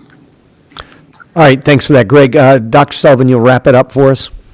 Yes, and I will be very brief. I want to piggyback on this notion of the NFL and the pro. A lot of times you see studies at that level and talk about field condition, and Greg mentioned the Commanders game. I want to give you an example of how this impacts, our program. Last weekend, we played our girls flag football state semifinals and finals at Raven Stadium. It was an amazing experience. But to be very direct, the reason why we were able to play in Raven Stadium is that we played Friday and Saturday. Sunday, the Baltimore Ravens pulled the entire field out and replaced it in the middle of the season. Right? That is what's happening at that level in the resource management, and no one is on that field except for the Baltimore Ravens, whereas we're using our field all the time. So I just want to share that because a lot of times there are comparisons about the pro leagues and this and that. We're talking about, again, our targeted approach in high school stadiums. The last thing I'll say is with the return on investment. And I'm not talking about the return on investment and the maintenance costs, right? I'm talking about the return on investment on our student athletes and the youth of Poolesville, and really the youth around Montgomery County. And looking at what the hub of community engagement that the artificial turf fields bring. And so I leave you with that, the return on investment, investing in our youth and our programs. And again, thank you so much for giving us this opportunity to engage in this conversation. You got it. Thank Appreciate you. it very much. Thanks to everybody that's in the room. Everybody who shared their comments, we appreciate you. Right. Thank you for your expertise. Yep, good. All right, guys, that kind of wraps up the audience participation part. Sergeant, anything from you? Okay, got it. Greg, Jeff, Abby, appreciate it. Kier, thank you. Thank you, guys. Appreciate it. Thanks, guys. Y'all take care. Night, Jerry. Night, Yeah. Sergeant. Yeah, they've had enough. We've run them right out. Yeah. Can we all leave now? No, we still have business. Cutting in the- We still, we can take a 5-minute recess if you need to use the bathroom. Let's go, man. Let's see if we can- Power through, Ryan man. wants to go. No, You just go go, use- just use go. the bathroom. I- No, because I'm going to bring a You can hear vote. in the bathroom. Oh, we're gonna bring a vote? Never mind. Go ahead. We'll wait. Go. We'll wait. Just yell from the bathroom. That's all right. Yeah. It's like microphone. Stand up and stretch our legs. Right. Got it.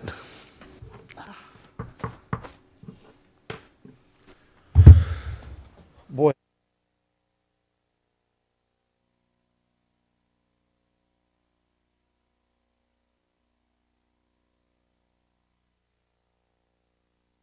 Down to 3 microns to catch, particles. And we have the PFAS filters that are in place there also. But we also had tests for VOCs, volatile Yep. organic chemicals, SOCs, nitrates. I mean, it's a very rigorous testing that we do all the time. Already set up well Yes. to protect the well. Yeah. It's set up well to protect the That's well. right. That's right. Thank you for that. It's well. Appreciate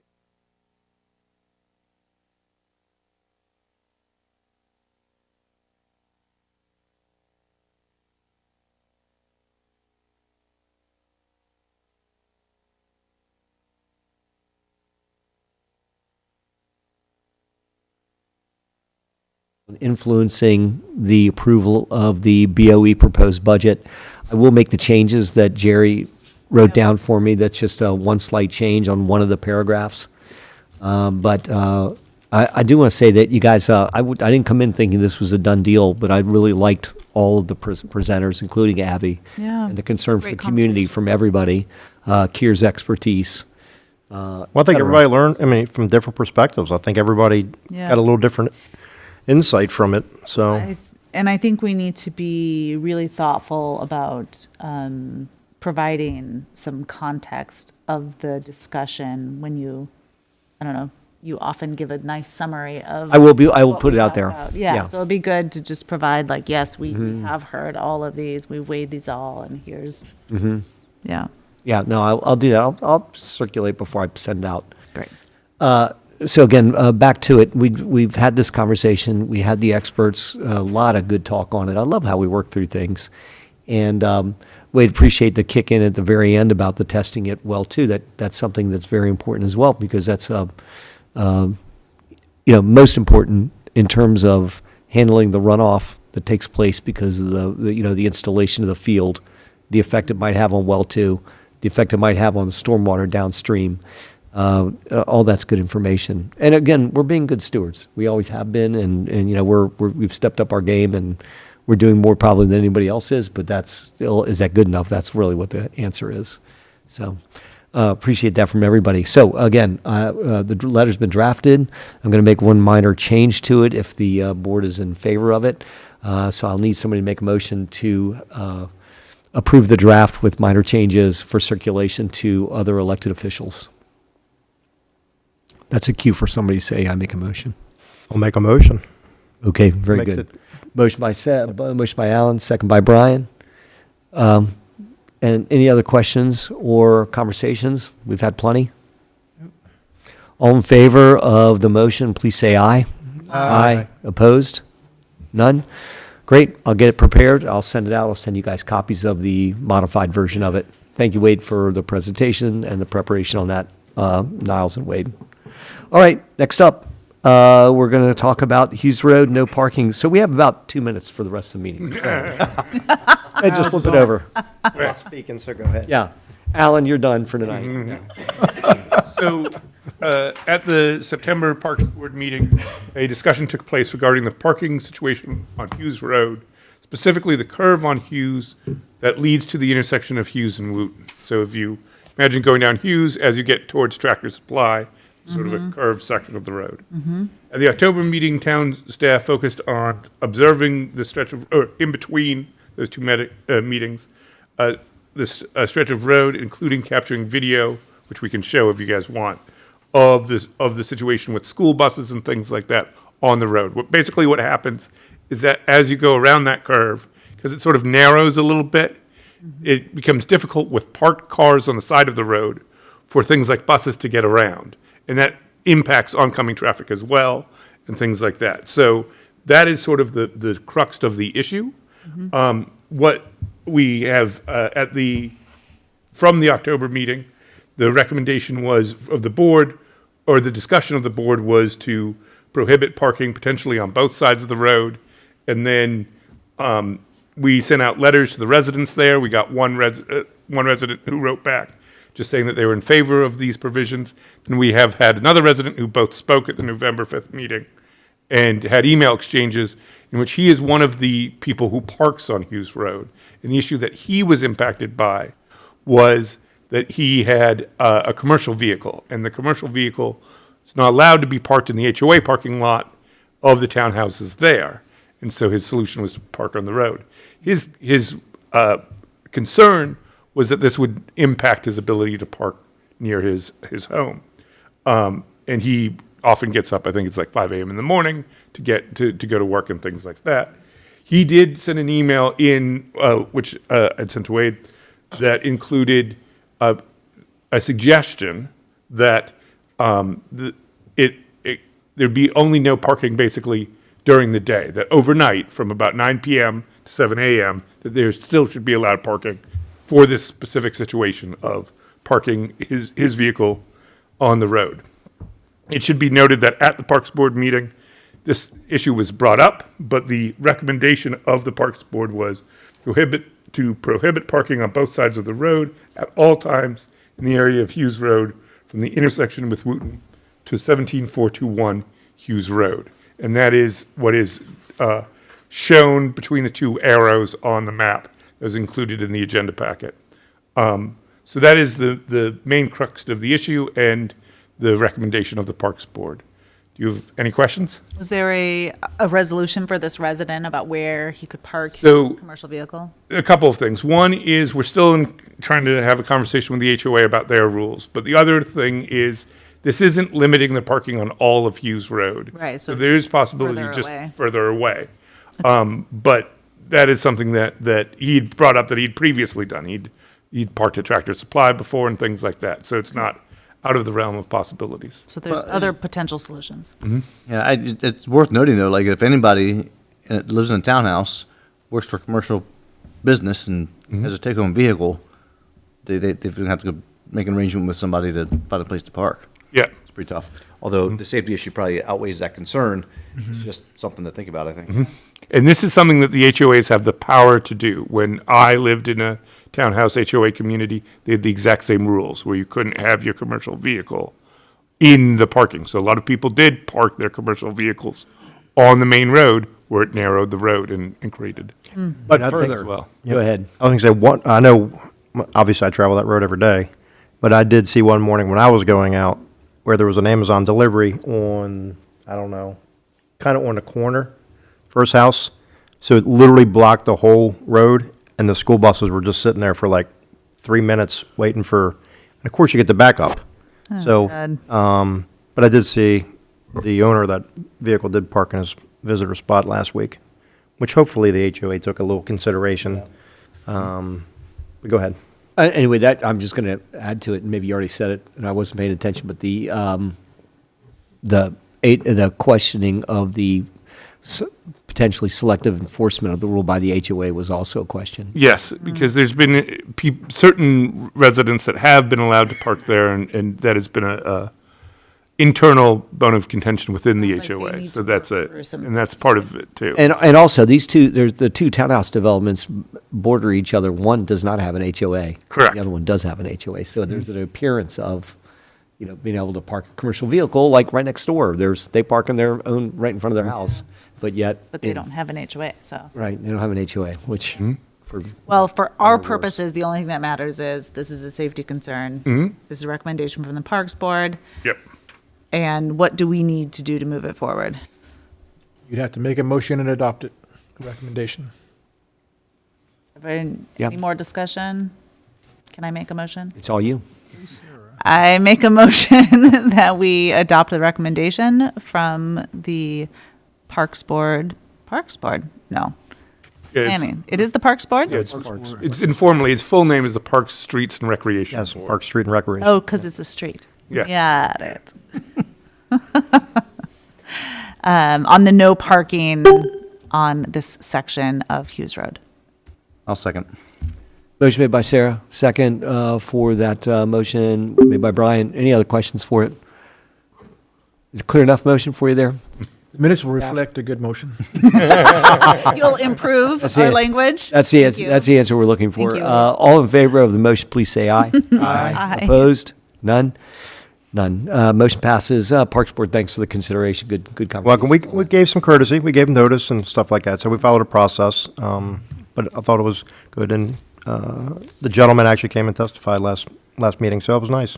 Yeah, sorry we didn't get him exactly what he wanted out of it. All right, that wraps that up. New flag budget amendment. It's, I guess, Niles? No, I forgot this one here. He'll take on the update on the report. Understood. This amendment request is from staff. We know we want to create a line item in account 2010 for the design of the flags as well as the purchase of the flags, going through the process. We're going to request $10,000 be added to a line item in that account from unrestricted reserves. If it doesn't, we don't use it all, it just goes back to the general fund, but it gives us some room just to play around with, because they're going to have an artist do some things. They'll bring it to you guys. You won't like it. You'll have the artist change it. So you just know how this sure goes won't like it, sometimes. aren't you? So, yeah, that's a request, is just to, create a line funding item into account 2010 for $10,000 from unrestricted reserves. There you go. All right. You've got it. So be it. Need a motion or? So be it. Oh, it's getting short now. Make a motion to do what Wade said. I guess it's getting late, and I'll second the motion when they get it right. Let me just We make just third, fourth, and fifth. Yeah. Yeah, third, fourth, and fifth, right. That's coherent. Motion made by Brian to create a budget line item on whatever the line item was. 2010. What Wade said. 2010, you said, for the creation of a fund to pursue what we'll be doing, what our flag committee will yield. Motion made by Brian, second by Ed. Anything else? Any other discussion on it? I love it when it gets late. All in favor of approving that motion for the creation of that line item, please say aye. Aye. Aye. Opposed? No?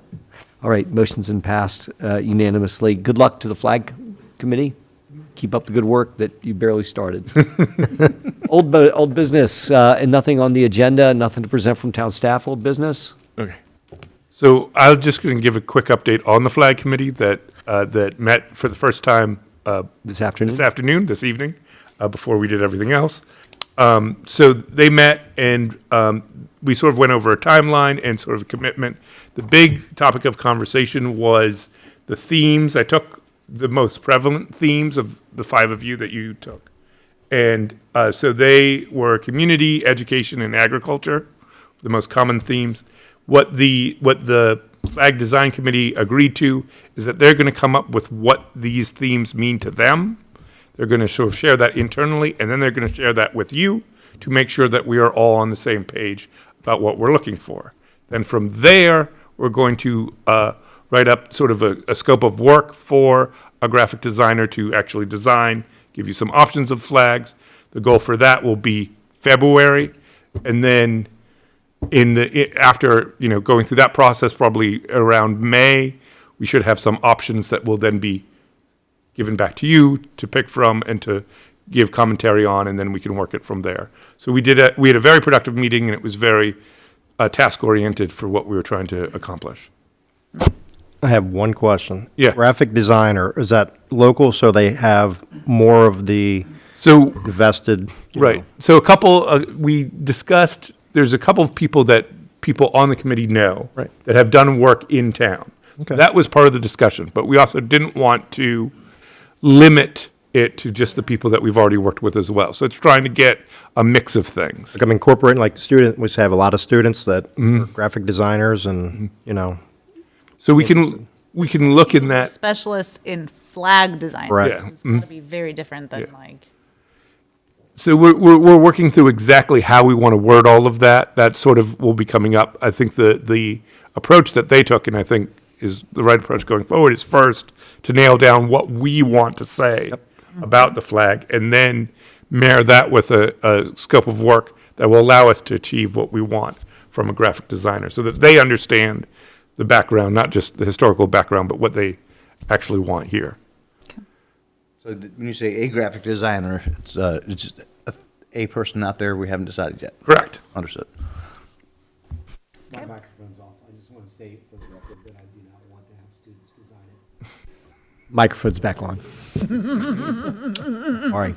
Sorry, Alan, if that was something you were headed for.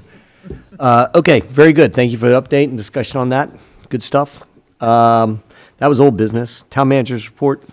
So the first thing that will start up is the report that I got today from SHA. As you might recall, we talked about the intersection of Spates Hill and Fisher Avenue, and then Holler and Elgin. And we requested that for both of them, the pedestrian beacons that we have out on Fisher here to be installed there. Their response to that specific request was no in both instances, which is not a surprise, given the standards that they have to follow, which includes crash data, which as we talked about last time, with the speed camera, is not something that is prevalent in Poolesville. We don't have the type of issues that usually warrant those type of improvements under federal and state guidelines.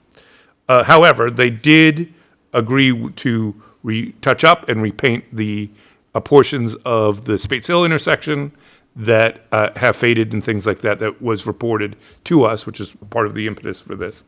They also said that they're going to improve the Holler Elgin intersection with more reflective style crosswalk and what they call the continental style crosswalks, which are wider and thicker bars across.